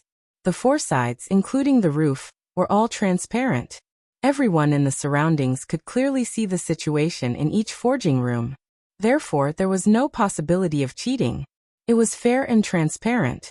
What kind of weapon could be forged depended entirely on the individual's ability. Let the competition begin.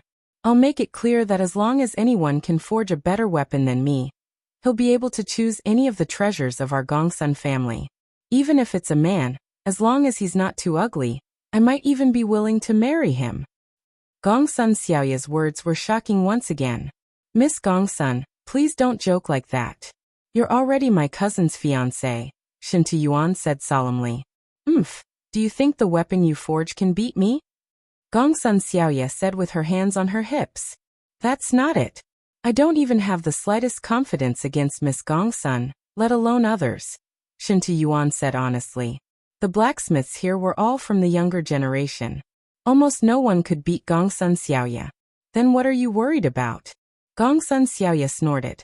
Shin Yuan's expression was a little embarrassed. He had indeed thought too much about it.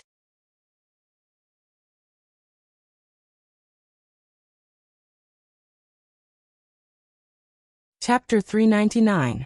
The 11 blacksmiths, including Gongsun Xiaoya, were ready. However, at this moment, Yi Guchen suddenly spoke.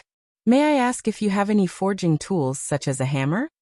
As soon as Yi Guchen's words came out, the surrounding people were once again stunned. As a blacksmith, he did not even have any forging tools? This time, Gongsun Xiaoya was really angry. Are you a blacksmith or not? I personally invited you here, because I thought you had some ability. In the end, not only do you not understand the conflict between the attributes of the materials, you don't even have any forging tools. Gongsun Xiaoya was so angry that she almost went crazy. She wanted to smash Yi Guchen's head with her hammer. It was like a swordsman who was used to using a sword that he was familiar with. Any blacksmith would have a forging tool that was suitable for them. Using a forging tool that was most suitable for them would increase the success rate of their forging. This was also the standard to judge whether a blacksmith was qualified or not. However, Yi Guchen did not even have his own forging tool. It was indeed unreasonable. Letting such an unprofessional person in is an insult to us blacksmiths. That's right. He doesn't even have his own forging tool, yet he still wants to compete. Who is he looking down on? I suggest that this person be excluded. That's right. If he still wants to compete, we won't compete. A stone stirred up 1,000 ripples. Yi Guchen's words completely enraged the blacksmiths. Other than Gongsun Xiaoya and Shin Yuan, there was also Yi Guchen himself. The other 8 blacksmiths actually said in unison that Yi Guchen should be expelled. This kid puffed himself up at his own cost. Great, now he can't get out of this embarrassing situation. Madame Xiao, who was watching from the side, covered her mouth and laughed proudly. It was as if Yi Guchen's expulsion was great news to her. Xiao Wanru also heaved a sigh of relief. Yi Guchen was really a blacksmithing genius. If Gongsun Xiaoya picked him, she would feel even more inferior. Sai, don't be like this. We are all in the same line of work. How can you be so heartless? At that moment, Shin Yuan spoke. He was actually persuading the 8 blacksmiths.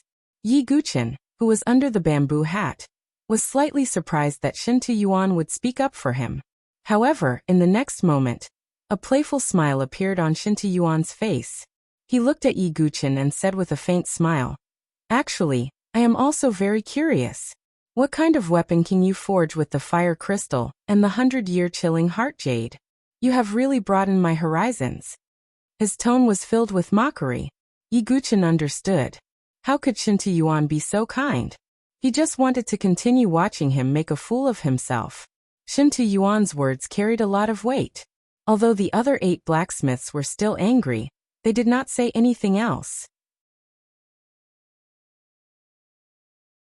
Gongsun Xiaoya saw all of this in her eyes. Although her personality was shrewish and arrogant, she was not stupid. She knew what Shin Yuan's motive was. She glanced at Yi Guchen and said, "Since you don't have anything in your stomach, why participate in the blacksmith's convention and embarrass yourself? I will give you 2 choices. One is to compensate you 50,000 crystal jades, and give up your qualification. You can pretend that I did not personally ask you to stay. The other is to continue the competition. However, you will bear the consequences." Although Gongsun Xiaoya was arrogant, she was not evil. At that moment, she gave Yi Guchen the right to choose. Shin Yuan's eyes flickered. He was really afraid that Yi Guchen would give up. Then he would not be able to watch a good show. "I see that you are very confident in yourself. Do not give up. Continue the competition. Perhaps there will be a miracle?" Shin Yuan advised kindly. Under the black veil, Yi Guchen's gaze was a little strange. If he really stayed and fused the ice and fire mysterious heart essence, then Shin Yuan would have no chance at all. There was actually such a kind person in the world. He would rather let himself lose so that his opponent could stay and win. "Shin Yuan, are you sure you want me to stay?" Yi Guchen asked. "Of course. Perhaps you can create a miracle and shock everyone, making us worship you. Seeing that Yi Guchen was persuaded by him, Shen Tuyuan smiled. "All right, I will stay." Yi Guchen nodded slightly. Shen Tuyuan not only helped him suppress the hostility of the other blacksmiths, but also tried his best to persuade him to stay. Facing such a kind person, how could Yi Guchen bear to refuse? "You are really a blockhead." Gongsun Xiaoya was completely disappointed in Yi Guchen. She no longer had any interest in him. A headstrong and self-opinionated person would not be welcomed anywhere. Next, a waiter brought in the forging tools. Of course, they were the most ordinary tools. It was impossible to give Yi Guchen any rare tools. Then, the 11 of them entered their own forging rooms. There was a forging furnace in the blacksmith room. Gongsun Xiaoya slowly raised her hand. Then, with a pop, a ball of jade-like flame appeared, bringing with it an extreme heat. That should be Miss Gongsun's rare fire, the emerald crystal heart fire. I heard that the Gongsun family obtained this rare fire from the battle with the fire tribe. The spectating blacksmiths said in an extremely envious tone. A rare fire was something that all blacksmiths dreamed of. Unfortunately, only 1 in 10,000 blacksmiths had a rare fire. On the other side, Shen Tuyuan looked at Gongsun Xiaoya with a faint jealousy in his eyes. Although he was a blacksmithing genius of the Shinto family, he did not have a rare fire. Shen Tuyuan raised his hand, and a ball of bright yellow flame floated out. This was not a rare fire, but the fire of a type of monster beast. The fire of a monster beast was also rare. However, it could not be compared to the rare fire of the world. The other blacksmiths were even worse. They could only use their qi to ignite the forging furnace to smelt and forge. Yi Guchen's eyes flashed. He did not immediately summon the heavenly sun Xianming fire. This was because many people knew that Yi Guchen had a rare fire of the world, and the heavenly sun Xianming fire's characteristics were too obvious. It could be recognized at a glance. After thinking for a while, Yi Guchen summoned another type of fire that he had. The vermilion bird divine fire. A scarlet flame emerged from Yi Guchen's palm. As it tumbled, it vaguely formed the shape of a vermilion bird. However, it was somewhat illusory and blurry, so it was difficult for others to distinguish it clearly. That young man called Chen also has a type of monster beast fire? Yi Guchen was now the focus of everyone's attention. Many people were waiting to see him make a fool of himself. However, when Yi Guchen summoned the vermilion bird divine fire, it caused many people to be surprised. Yes, a lucky kid. Shen Tuyuan's eyes darkened when he saw this. Obviously, Yi Guchen's possession of a monster beast fire had exceeded his expectations. However, Shen Tuyuan did not know that Yi Guchen's vermilion bird divine fire was not on the same level as his monster beast fire. There was no comparison between the two. After all, the vermilion bird was an immemorial sacred beast. The power of its divine fire was comparable to the rare fire of the world. It was just that no one here knew what was good for them, and could not recognize it at all. Even Gongsun Xiaoya did not care. She thought that her rare fire of the world was far superior to everyone else's. Regardless of whether it was Yi Guchen's fire, or Shen Tuyuan's monster beast fire, they were not worth mentioning in her eyes. This was also one of the reasons why Gongsun Xiaoya was so arrogant.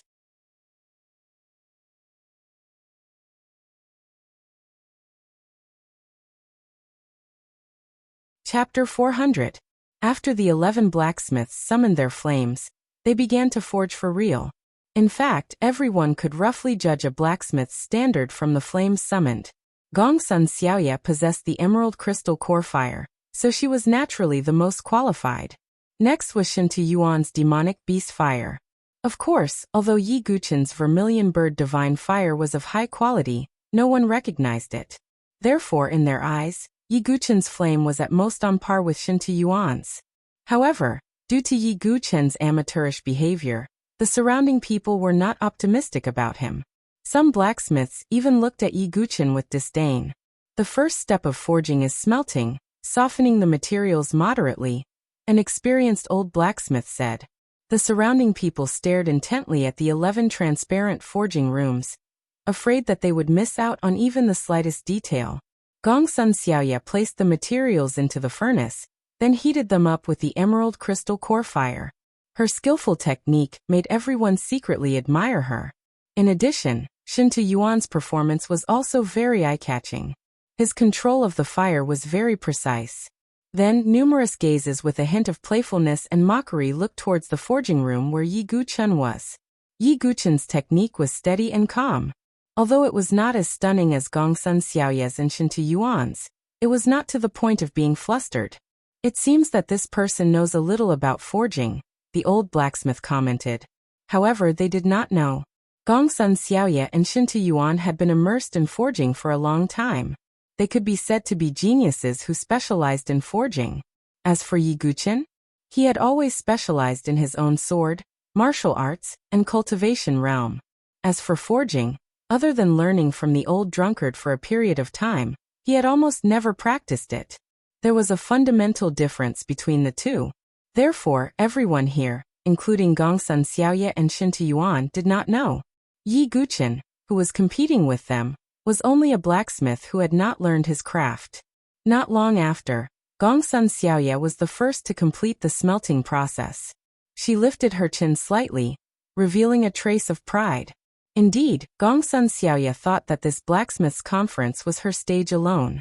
Even Shinta Yuan was only a supporting character. Even Yi Guchun, who had brought a trace of interest to Gongsun Xiaoya, did not pay much attention to him now. This was because Yi Guchun had chosen two materials, the fire crystal and 100-year chilled heart jade. Gongsun Xiaoya took Shinta Yuan. Shinta Yuan. Shinta Yuan Shintu. Shinta Yuan.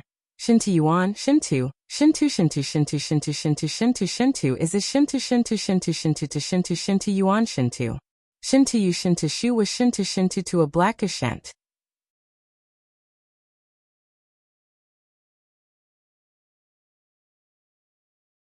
On the top floor of the gem forging building, a middle-aged man in cloth robes stood with his hands behind his back, quietly watching the battle below.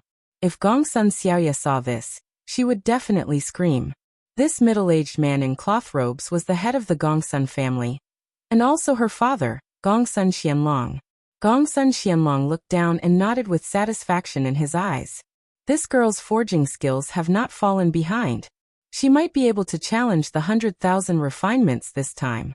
The only one here who is qualified to compete with her is that kid from the Shinta family. Gongsun Xianlong secretly judged. It was not that he did not see Yi Guchun. However, Yi Guchun's previous performance was somewhat unbearable for a blacksmith. He would definitely not catch the eye of a 4-star blacksmith like Gongsun Xianlong. This young man named Chen's forging skills are quite normal. I wonder if he has the ability to 10,000 refinements. Gongsun Xianlong casually glanced at him, and did not pay too much attention.